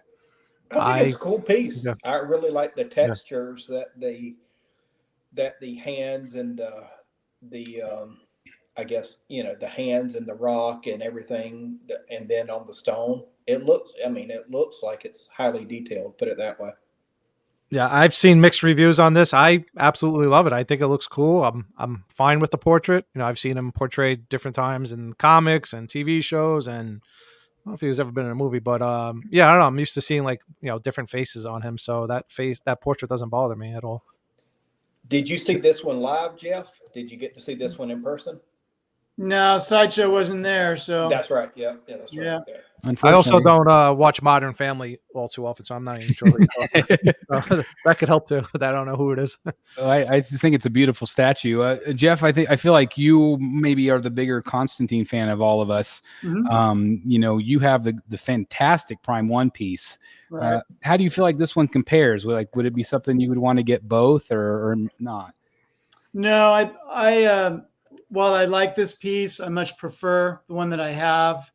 I have a few minor quibbles with this piece. It looks, if you're going to have him smiling, it really needs to be a grin. It needs to be kind of a mischievous grin. I kind of just get a smile from this piece, which I don't think works very well for the character. And also, and I'm the only person I think who thinks this, no one else has said it, but to me, it looks a little bit like when dad gets on one of his kids' bikes or something. He looks too big for everything around him. Bring, bring, bring, bring. I think it's the knees bent up close to his chest or something, but I can kind of get behind on that the smile comment, because like the way I know the character, he's always like pissed off. So yeah, I can kind of see that. Yeah. Well, it's like a Batman smirk. It needs to be. Yeah.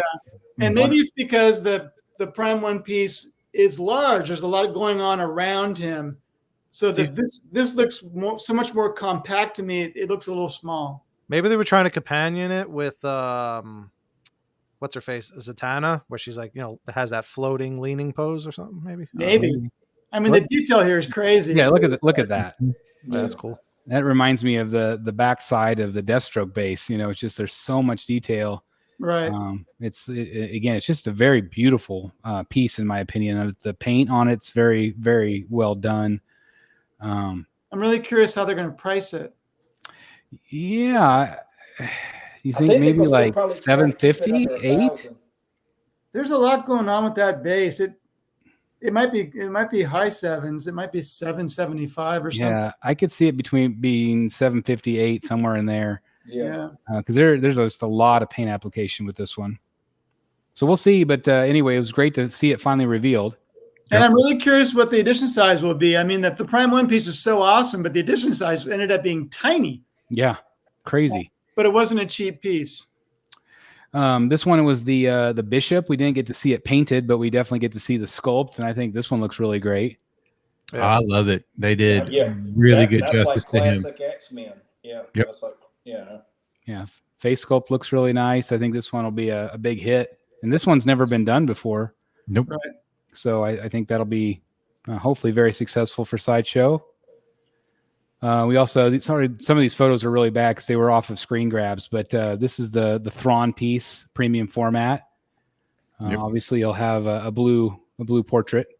And I think it comes with a second portrait they were talking about during Sideshow Con. That's cool. That's cool. Cad Bane here. I think this one looks great. That's Harbottle. Yeah, if I was still collecting Star Wars, this would be a definite for me. Oh yeah. Yeah, it's a very cool piece. It is. A lot of people really like the character. Again, a lot of detail. Again, sorry, these are just screen grabs, but it gives you an idea on the overall pose. This one is kind of a rehash. They have some different portraits, right? Is the Hulk portrait different? I think so. I think so. I think it has to be, but it is. It is. Yep, it is. Okay, so it is kind of a new sculpt a little bit. They took the old green Hulk and changed him to the gray Hulk, and obviously the brown suit Wolverine. And so I think there's definitely some people that are excited about this one offering a different look. I kind of would have rather maybe seen something new, but I don't know. I guess maybe if you have the old one and you want to kind of pair these up together, maybe. I don't know. Yeah. or if you brown and yellow suit at the old one, so you I mean, can get this one. The original was a big hit for Sideshow. I remember reading so many comments of people saying like this was their first statue when they came into the hobby like a few years ago, whatever it was, 4 years ago. So it's a fun one. Maybe they're thinking they'll draw more people in again. Yeah. This was the new Mystique that they awesome. showed. Yeah, I think this one. They did really well on this. This Harbottle too. Yep. Yeah, that's cool. Yeah, that looks like Harbottle. I like this one a lot. I do too. Just a nice pose. So I think this one will do well for Sideshow. Yeah. And again, I think this is just a render, I think. So hopefully we'll see stuff soon. The Beast also was shown. I'm not as big of a fan of this one. Nah. I was excited when they announced him, but the pose that they have him in, it just seems weird. Like there's something just off about it I don't like. He looks too cartoonish to me, first off. I agree. I think that's what I don't like is it's too cartoony compared to the other stuff they've been doing. Well, if you read the promotional materials for the piece, this is based on the animated series. Oh, is it? Interesting. I wonder why they would do that. Almost looks like Beauty and the Beast, just in blue. Yeah. It's like straight up Disney right there. Yeah. I'm sure they're doing it because of the popularity of X-Men 97 and how well received that was. Could be. Yeah, but they have an entire X-Men line of other characters that, that are realistic. Yeah, realistic. Mm-hmm. Why would they do this? Like, yeah. I was just a little bit puzzled too by the art direction, but I mean, I still think it's a fun piece, but Yeah. it does have me puzzled a little bit. This is another piece that was shown. This is part of their monster line. It's the Vampire's Lust. What'd you guys think about this one? It's another hard bottle. Yeah, another hard bottle. Man, he's on a roll. I thought this piece looked incredible. Yep. And the him talking about the influence he has from Hellraiser, the old Dracula movies, and everything that he put into this sculpt was really, really cool to hear. These their new original line, I think, is like some of the best things they've ever done in a long time, since the Court of the Dead days. So back then I used to think those were ahead of the time of even like premium formats in terms of like the quality in the paint. Totally. I think back to I think it's Mr. Sin or Mrs. Sin, whatever that character is, that female one they just said. Mr. Sin. Yeah, seeing that at that convention, that the in-house convention that Marcos had, it's just absolutely fantastic the way that thing is painted and just the sculpt of it. It looks so realistic. Everything you just said, I agree 100%. And I have a feeling this is going to be the same way, and all the other originals that they're doing right now are going to be the same way. Well, and the thing is, it just goes to show you that they're not pigeonholed. Mm-hmm. They get to create what they want. They don't have to get approval from someone. They don't have to get approval from a license. And it just goes to show you, like, what could they do with some of those other licenses if they had all hands off, The details on this piece are crazy. The way the vampire's fingers are like digging into the skin of the victim's thigh. It's just, it's really cool. I like this like pleated dress thing coming down. Like the movement of that looks really great. The silkiness of the girl's dress. Like it's really well done. A lot of detail on this one. Again, I wonder how they'll price it with two figures. Well, that's a good point. Yeah. Guess we'll see.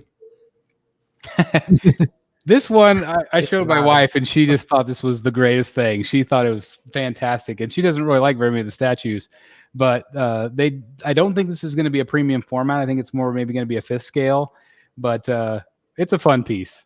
Yeah. Little Peacemaker. That is definitely a John Cena inspired Peacemaker. It's a great likeness, I think. Yeah, they nailed the anatomy of his body. It literally just looks like his body. Yeah, you got giant eagle right there. So that's going to be a fun piece. Ever since they released that Wolverine Berserker at like slightly larger than 1/3 scale and just called it a statue. Yep. Anytime they just call something a statue, I wonder, oh my God, is it going to be another one of those huge things like Berserker? I know. It's like it's so kind of frustrating as a collector though, because you try to pair these things up with other pieces in your collection, and then you get it and it's like way bigger or way smaller than you were expecting. It's kind of frustrating, but I understand. This one, I Jeff, speak on this one in person. Like I think the more of these I see, the better it is, especially after seeing the movie. What do you think of these? Well, it was interesting because they revealed it Wednesday night, preview night, and so that's when most of these pictures probably are from. And I thought, likeness, and then Thursday night we went and saw the movie. And the moment he put the mask on, I was like, oh my God, it looks just like the statue. It's crazy because I thought the exact same thing. I saw your pictures posted. I was like, that doesn't look like Hugh Jackman at all. Yeah. And then he puts the mask on, and that was my first exact thought too. I'm like, yep, they nailed it. It looks exactly like that. Yeah, I think it's the eyes that throw it off. Like when I don't know, I want to go to like spoilers, but when I was watching the movie, like I feel like the eyes were a little bit too big or like too similar to Deadpool's eyes. Like the kind of, I always like, he seemed like too, like when I see Wolverine, I picture him more angry. So maybe if they squinted the eyes a little bit, like more like a Batman style eye, like the the little triangles. I don't know. Mm-hmm. That's the only complaint I had with that cowl in that movie, though. I showed my wife the life size Deadpool and Wolverine statues that they're doing. She was like, you can get the Wolverine and put it in our room. And I'm like, yeah. Your wife's like, does it come in the shirtless version when he toward the end of the film? Man, he was jacked. Hugh Jackman. He lives up to the name. Yeah, I saw an article that said those were actually his abs in the movie. It wasn't a double. That guy is incredible. And he did all that in like a year and like 3 months to prepare for that movie. I was like, crazy. I don't think I could do that in a year and 6 months. I think they said he's 55. I think is what. When you have millions of dollars and trainers and health professionals, you could do a lot. Yeah. But anyway, again, just some photos of these, and they're both up for pre-order right now at Sideshow and other places. I like the Wolverine better, but I think they pair nicely together. Like, Yeah. I don't know if I would buy the Deadpool by itself, but I would definitely buy Wolverine No, and I Deadpool. think you buy them both if you're going to do it, kind of. Yeah. But I agree. I think the Wolverine's the better piece. Yeah. And I do it- like the swap out arms on the Wolverine. Yeah, you can do the arms down. I think both of them look really great. I think I like this look better. Yeah, I like I wish they had done this look sleeveless and the other one with the sleeves, because I like this one Yes. better, but I do like the sleeveless look a lot better. Yeah, I could see that. Do you think Prime 1's going to be doing? No, they don't have the Marvel license. They don't. Okay, gotcha. No. I bet they wish they did. Mhm. Dang right. Especially with RDJ Doctor Doom, those statues are going to be phenomenal if they actually do them. Yep. Oh, they will. I was talking to Billy. Billy goes, I ordered these directly from the movie theater as I was watching the movie. That's cool. That's awesome. Live pre-order. But yeah, I think this looks. I mean, this makes me want to get this statue. I think it looks great. What scale are these? Quarter. Quarter. Okay. Yeah. Yeah. And they're on a base, like a big, raised base. So yeah, that'd be cool. Yeah, they've got a little size to them. 800 each. Oh, wow. That's That's not not that bad. Yeah, not bad. Anyway, that's them side by side. This thing must be massive. This is again from our friends over at PCS. Jeff, what did you think about this one in person? It's massive. And go back to that the before picture. This thing? No, one more. Oh, this one. I really like the effect of all those people in the background coming out. It really is cool. No, it's a great piece. If you're into a big Hulk bust with a bunch of story elements going on all around the base for $2,600, this would be a good choice for you. It's really cool. I wonder if the edition size will be pretty small. Oh, could be. That's a lot of money. A lot of money, yeah. Mm-hmm. But I feel like PCS had a really good showing at the show. Absolutely. And it's just, again, it's refreshing to have these. We had Syndicate Collectibles there. We had Iron Studios and PCS, and like Diamond Select and Kotobukiya. Dark Horse. Yeah, it's just very nice that we still have these statue companies. And I would assume that the booths were constantly busy. They were. Syndicate had a much less impressive showing than last year. And they were in a different spot. They were way far away. They were like over by Artist Alley. Really, that far? Yeah. And just a smaller booth too? Smaller booth. And I mean, they had a lot of stuff last year. Yeah, they had a pretty big booth, I thought. They didn't have much this year. That's too bad. Well, these drawings right here are from the Kacharik brothers. And again, I want to give them a shout out. They did exclusively sign with PCS as their new art director and going forward. So congratulations to them and to Ant on what I feel like is going to be a real successful partnership with them. Yeah, they do great work. So, but it's kind of a cool pairing because PCS tackles licenses that a lot of people wouldn't touch. Yep. So it'll be fun to see those guys working on those licenses. I agree. I think it's a really good thing for all of them. Mm-hmm. So anyway, much continued success to all involved there. This one is the Carnage. Ooh. That's the bronze version. Bronze. Yep. wasn't this thing like crazy expensive? 15 grand. Yeah, 1,500 or sorry, 15,000. Yep. Yep. Wow. I just bought 7 of them. Congratulations. Thank you. Mhm. I just sold all my Finch pieces. I was about to say. Sold them all to Jimmy G. We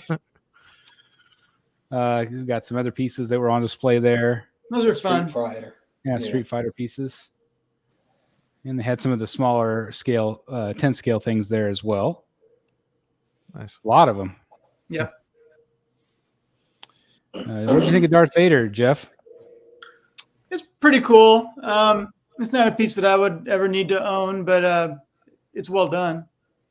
Yeah, sculpt is fun. Just some other photos. You could see some of the sizes of these things. Again, they're 3rd scale. This one's quarter. This one's quarter though. It's a lot of switch outs for that one. Yeah. They've got Pumpkinhead. That's That the looks really 1/3 scale. That's a Casey Love sculpt. I like great. that. What was it? The werewolf one was really cool looking too. The Mhm. Howling. Yeah. That's awesome. Yeah. Jeff, it's cool. did you see this one in person? Yeah. How did the masks look? Like the Dude. different, like the dirty version, the crack version, and everything. They look great. Okay. Yeah. It's a good piece. It's awesome.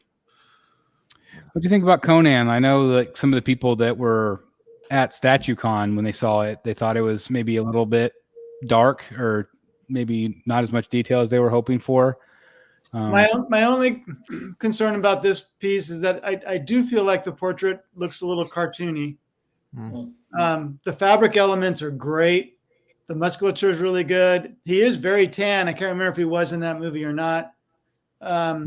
But there's something slightly cartoony about the face. I'm not sure what. I mean, it's clearly Schwarzenegger. There's no doubt. And it's a million times better than what they originally showed us. You know, they've definitely improved the Schwarzenegger face. I mean, it's not like the Prime 1 Terminator 2 piece coming out where it's just like, whoa, that looks like a little, or Schwarzenegger. Do you feel like it's because it stands out even more because it's third scale? No, because so is the Terminator 2. Or maybe of his age. I mean, he did this way before Terminator, I think, and he was definitely a lot younger. It might be his face was a lot softer looking. Yeah, that's a good point. Maybe if we could see more of his eyes, it's kind of squinty. I don't know. Good point. I don't know. What'd you think of the Howling in person? No, that's a really great piece. I don't know how many customers they're going to have for it, but I really don't have any complaints about that piece. It just looks cool. It's big. I saw it like a picture next to somebody like that. That's what sold it for me. When I saw somebody standing next to it, I was like, oh, that looks cool. Yeah. Puts into like perspective of like, the whole size of it. But it just looked like a really fun booth. And then, of course, we move over to a little bit of more with Iron Studios. They obviously it was a smaller booth, it looked like, than last year for sure, but still a well put together booth. Yeah, absolutely. Oh, that's cool. Lilo and Stitch. I've been really impressed with their Disney stuff. I think they're doing really great work. It was still a pretty big booth. It wasn't small. Good. But it wasn't in that far diamond corner anymore. No, That one trips me out. This one? It's a scene where the toilet. Yeah, the toilet. Yeah, the toilet. Yeah. I was looking. I was like, "Is that the guy on the toilet?" It is. I didn't That's know. really cool. But again, just a lot of fun pieces. There's the 10 scale Iron Man and Deadpool. And then the quarter scale Gambit. I'm not sure if I'm sold on this one. Oh, it's pretty cool. I like it. Maybe it might just be the lighting and stuff. I just haven't seen a ton of footage on him. Is that? I didn't think of it until just now. That's the same pose from the first appearance of his cover, right? Yeah. I don't I remember. like it. Looks similar to it. Could be. Could be. Was it 287? Iron Giant. Gentle Giant. There's that. I like that one. Yeah, I think that one's fun. It's hilarious. Yeah. Weapon X. Cool. So yeah, a lot of good stuff on display. There's a little bit better view of the portrait. It's a Again, great it's under portrait. really heavy white light, so it's Mm-hmm. And maybe that's why. you got the reflection of the glass and all that. Yeah. This was a really good piece. Yeah, this one's really fun. Oh, that's good. Green Goblin. If you don't mind spending $300 for a 1/10 scale. Yeah, I feel like you're getting a little bit more with the base on this one, but still, it's still a lot of money Yeah. for I what like how it they is. did the smoke. Looks good. Yeah. A couple of images there. That's fun. Yeah. He's got those crazy eyes. I've always liked that character. I mean, basically, he's just Green Joker, Oh, he's small. Yeah. but there you get the idea. Yeah, he's not that big for $300. But there's probably a little bit of depth to him because of the smoke. Mm-hmm. So a couple pieces there.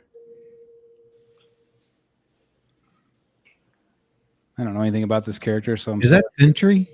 Is it Adam something, whatever? It's Warlock. Oh, is that okay? It's Warlock. Okay. Yeah, Adam. this is the 10 scale Superman that they're doing. Yeah. I don't know if I like the way he's floating like that. This one just looks a little I don't know why. Just again, it's just a little cheap with the material, just plasticky, as Jeff said earlier. I like the base. That Alex Ross one look a lot better that we looked at first. Yeah, I was just thinking that too. Like, Yeah. this one Like, definitely. I saw that and I was like, this is cool. I love this. Yeah. I This love thing this. this makes me absolutely want to buy this. Like, I have been a major Darth Vader fan for my entire life, and this is freaking incredible. Kacharik Brothers again. Yeah. So this would maybe be a maybe for me, and put it in another room. But Oh yeah. I can put this in my Bedroom. walk-in closet because it's all black and stuff like that. Yeah.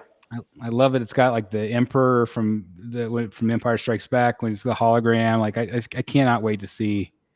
It reminds me of a movie poster. Mm-hmm. Yeah, absolutely. Well, yeah, they had that side profile for Jedi, Yeah. but Who is that with the arm reached out?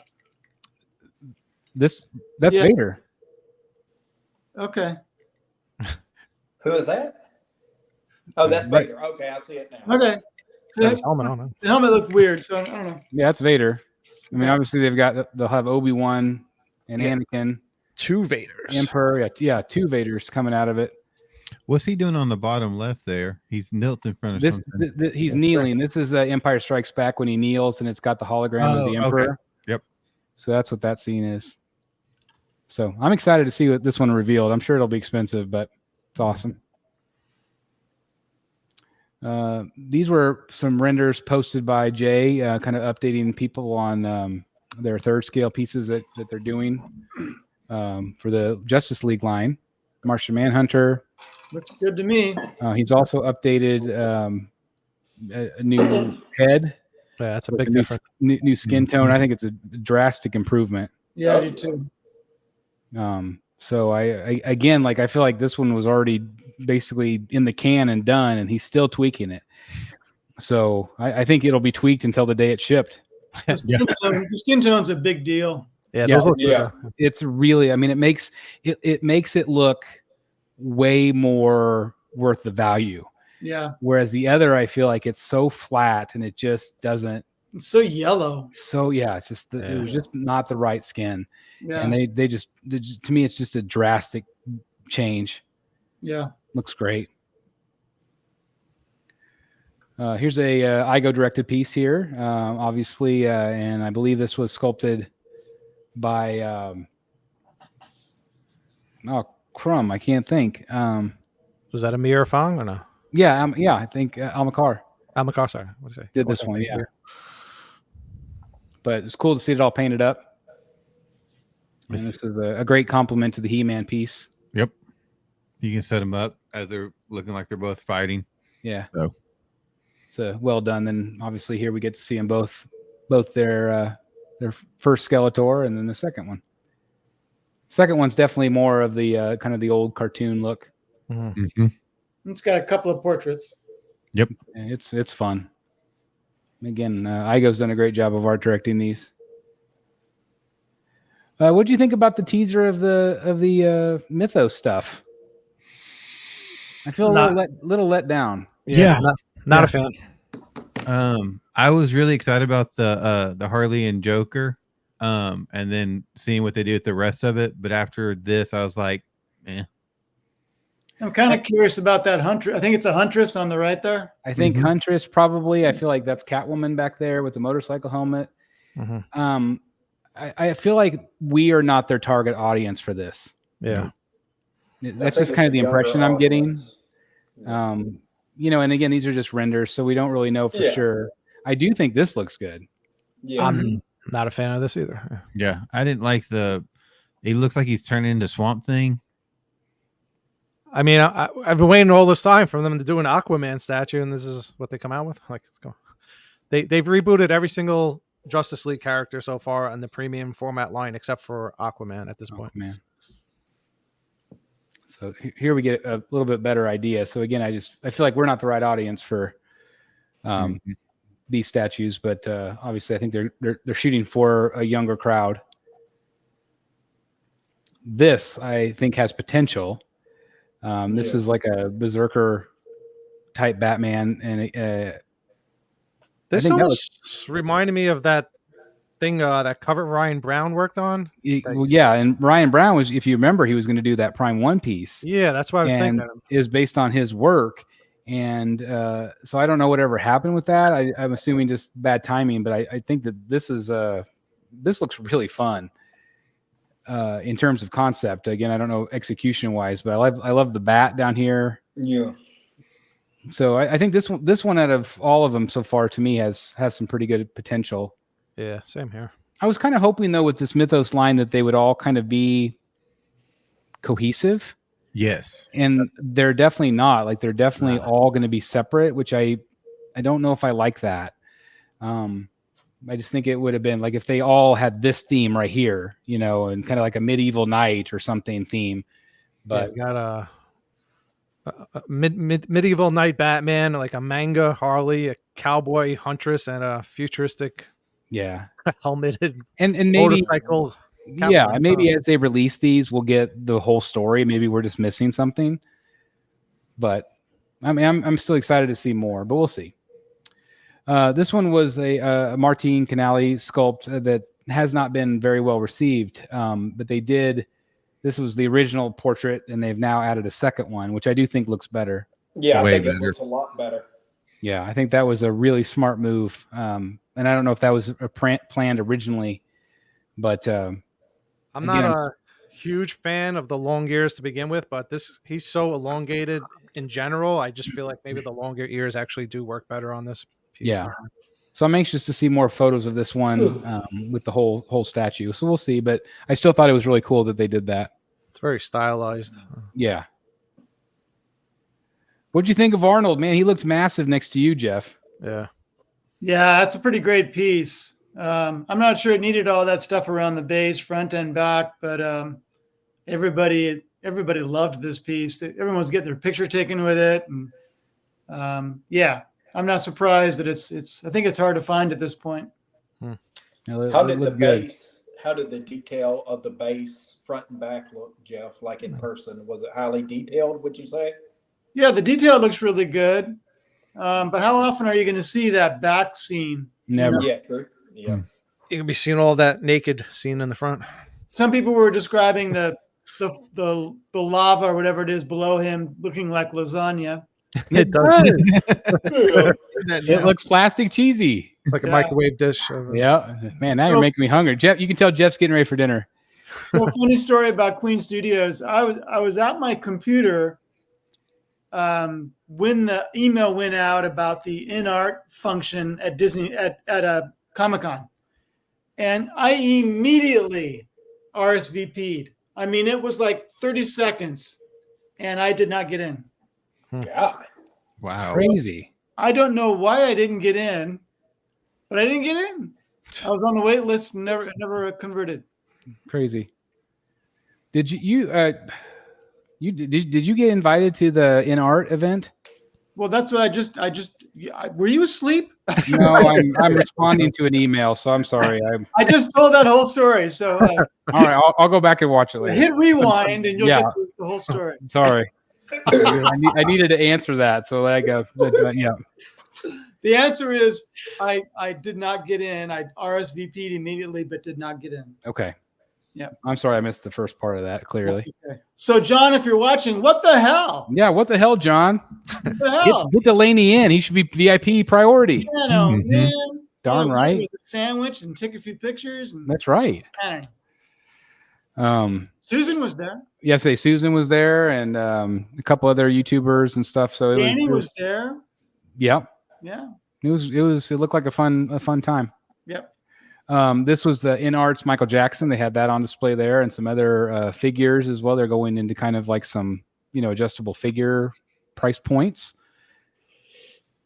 So that was cool. They had them at the show too. So the ones that really impressed me were the Walking Dead pieces. Yeah, I think I have a photo of them later. Sorry, I've got a few of these out of order, guys. But I thought that they looked good too. Yeah.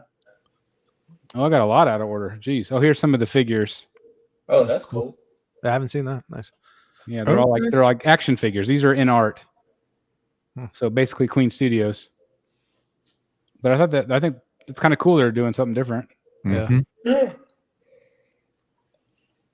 But they all looked good, and then they have a couple. They have an Arkham one, which Oh, looks good, and then Catwoman. That one looks cool. So I would assume the price point's pretty decent on these. This was shown at the event. I'm not sure why they didn't have it on the floor. I don't know what that is, but it looks like a real person. Yeah, this is Queen Studios.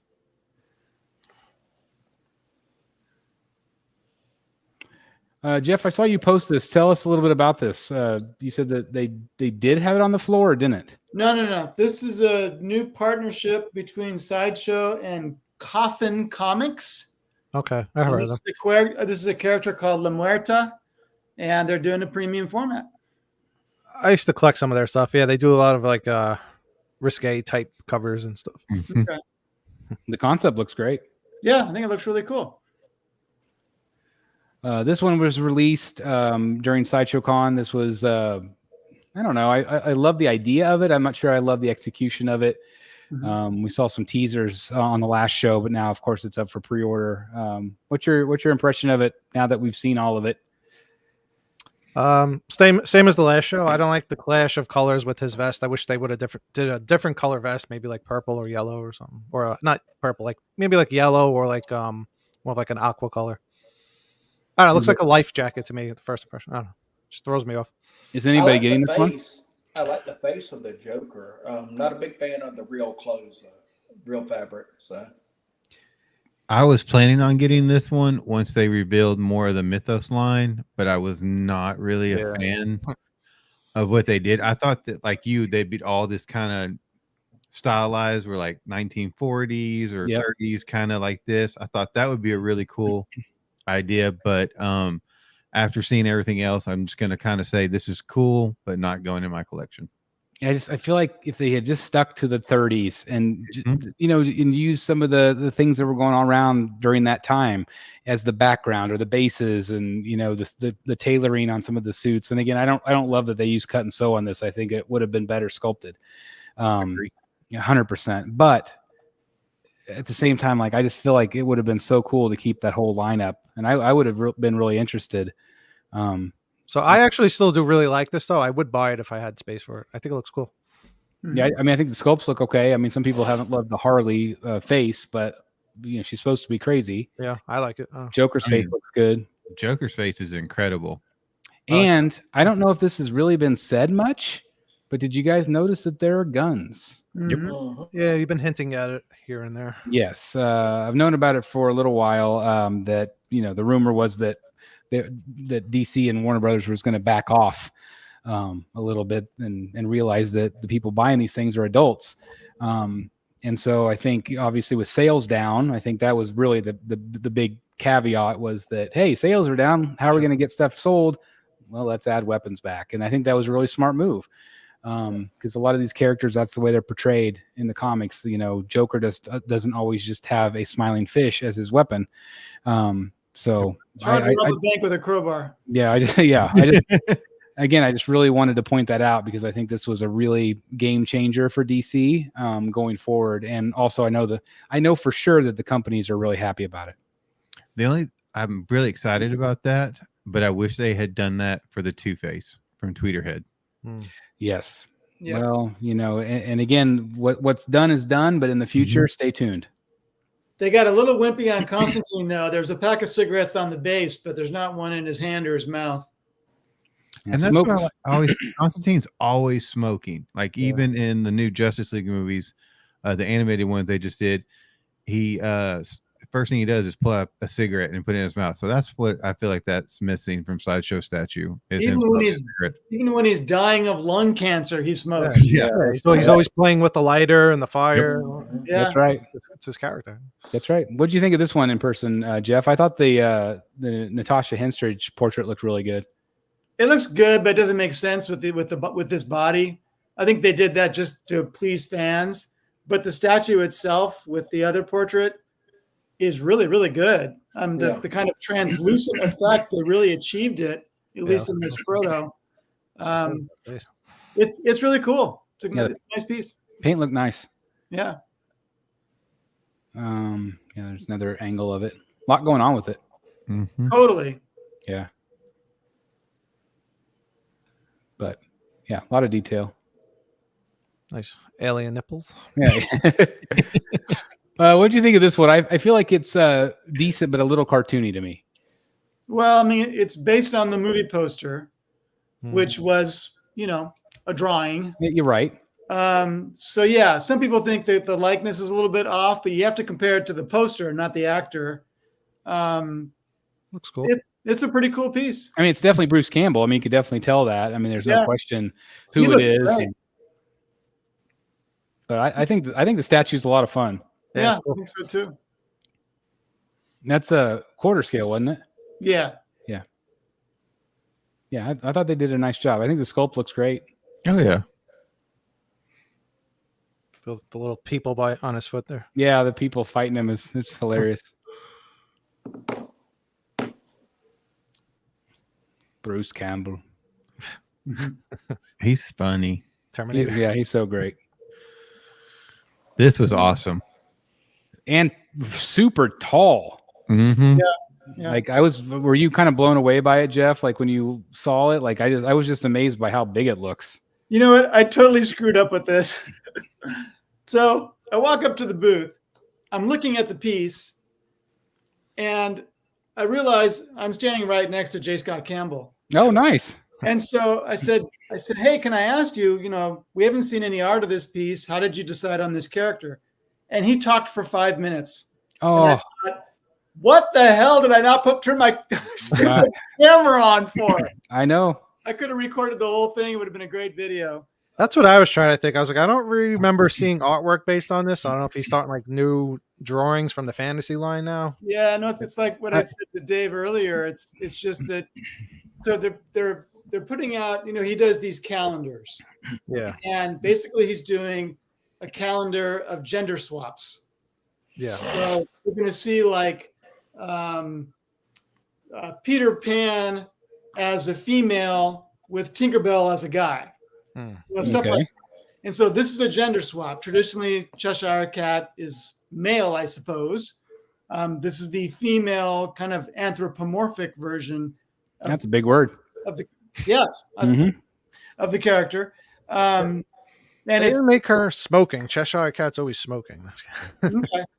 But no, it's really cool. The only joking around. thing that I could imagine someone criticizing the piece about is there's so much tree that maybe she gets a little bit lost in it. Yeah. Yeah, it's a lot of base. Yeah, I don't know if it Overall, needed the big giant overhang thing. right. You know, I think if maybe they had made that smaller or whatever, but I think she's really pretty. And yeah, it's the same thing. Like I told you, we had that private dinner, and so I'm sitting right next to him. He's sharing tacos with me, and I wish I had filmed it. Like it was, you know, a good 5-10 minute conversation, and like, oh my gosh, it would have been so great. But in the time, you're just so mesmerized by being able to talk to him. It's like, you know, I'm glad you had the opportunity to do so. He's a cool guy. He seems really laid back and cool. Yeah, he'll talk forever. If you ever waited on one of his lines for 3 hours. I gotta get out of here and stuff like that. But I'll see y'all later. Okay, have a good one, Matt. Take care, Matt. Thanks. Yeah, we're winding down here. We don't have very many left to look at. This is the Daniel Bell Magneto that went up for pre-order. This seems like a really cool piece. Mm-hmm. I like it. I love the colors. Looks good. I mean, his last one was good too. So I don't know Yeah. if we needed another one, but Yeah, I don't know if we needed another Magneto already, but Well, I think people are happy that it's got a sculpted cape. Yes. yeah, I think that's a good point too. true. But I think all the portraits look great, and just again, I love the color. Something about purple and red, it just goes so well together. Yeah. But anyway, this one is up for pre-order right now, and looks great. Yeah, does. that's cool. This I one do would like look really great with the CGC behind it. Yeah. But again, congratulations to Daniel. Amazing artist. I do like the paint more on this, but I think the last one they did, the colors were a little bit more muted. This looks a little bit more vibrant. So, Well, you remember Sideshow was really getting into those Yeah. really muted colors there for a while. I'm kind of glad they're kind of going back to the more vibrant. Yep. Just because I just feel like they're more comic book accurate to me. The pop. Now this I'm excited about. Yeah, I'm not even a Hot Toys collector, but I was like a Blake Lively, yeah. Lady Deadpool. I'm like, Yeah. I'm all about that. I think this will sell a couple. Yeah, for sure. I thought this was fun. These are from Hot Toys. They had a couple of releases this week, and then of course they've got Dogpool, which is fantastic accessory. So I hold think on. the dog was like this breakout star of the whole movie. Dog was Right. fantastic. Just So I've seen this looking- dog on like the interviews. That's a real dog. the way Yes, that it's it done? won like the world's ugliest dog contest or something. and it was in England. Yeah, They- in the UK. She is the world's ugliest dog. And when they saw her, they were like, that's Dogpool right there. Yep, that's Dogpool. That stole the show in the movie. Mm-hmm. Here, you can put this in your living room, Matt, or There your you go. bedroom. My wife would probably like that. Mm-hmm. But obviously another Wolverine. They're going to be selling Wolverine stuff for the next probably 5 years. Until he's Off this 90. movie, yeah. Until he's 90. That's right. Until he's 90. That's funny. And this was fun. Baby pool. Baby pool. Head pool. I love Yeah. head pool. So did you know that? I mean, I don't know if these are considered spoilers or not, but since we're showing the pictures, that was actually his real kid. Like his kids were in the movie and stuff. That's cool. That's neat. Yeah, and he also comes with, but this one's a little bit different. He's got the goggles on, so you can get two dog pools. But just a fun set, and obviously they're going to do the kid. Yeah, so that was pool his two also. sons, and then obviously Lady Pool's his wife. That's fun. Here's the figures Jeff was talking about. I think these all look really great from InArt. Mm-hmm. Yeah, that's one of my photos. It's they look fantastic. They look real. Yeah, I was just blown away. I thought these will sell very well, I think. Mm-hmm. I mean, it's Jeffrey Dean Morgan. I mean, how can you like not be excited about that kind of action figure? Yeah. Sure. Here is our good friend Eric and his brand new prize right here.